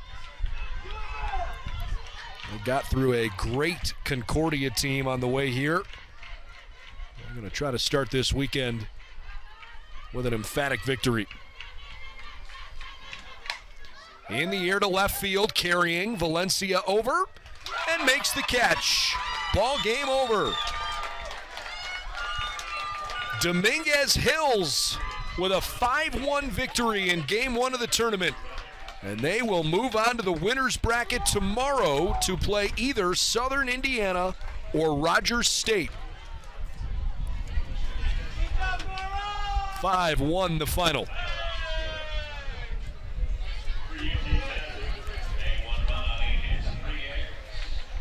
A terrific performance by Ashley Weiss. She wins her 20th game of the year as we look at the final line score. 5 runs, 8 hits, no errors, 5 runners left on base for the Toros. 1 run, 8 hits, 3 errors, and 10 left on for the Patriots. Weiss the win. She's 20-8. Goff takes the loss. She falls to 13-5. The game was played in 2 hours and 17 minutes to open up our championship tournament. What a performance. I thought it was all-around performance by the team. Everybody helped out defensively, offensively, key hits, taking advantage of situations. Coach Mayer put some different people in the lineup, pinch hitting, different roles, and everyone responded in game number 1 as the Toros now move on in the winner's bracket. Maya Lopez, a 2-run homer in the second inning, and a whole bunch of doubles, 4 more of them for the Toros in the 3rd, 4th, and 5th, and they swatted their way to an impressive game-opening victory. And so, the Toros go into the winner's bracket. Texas Tyler will play in our first elimination game of the weekend. That starts tomorrow at 6 o'clock. The Toros play at 1 o'clock, 4 o'clock local, 6 o'clock Eastern. Cal State Dominguez Hills onto the winner's bracket.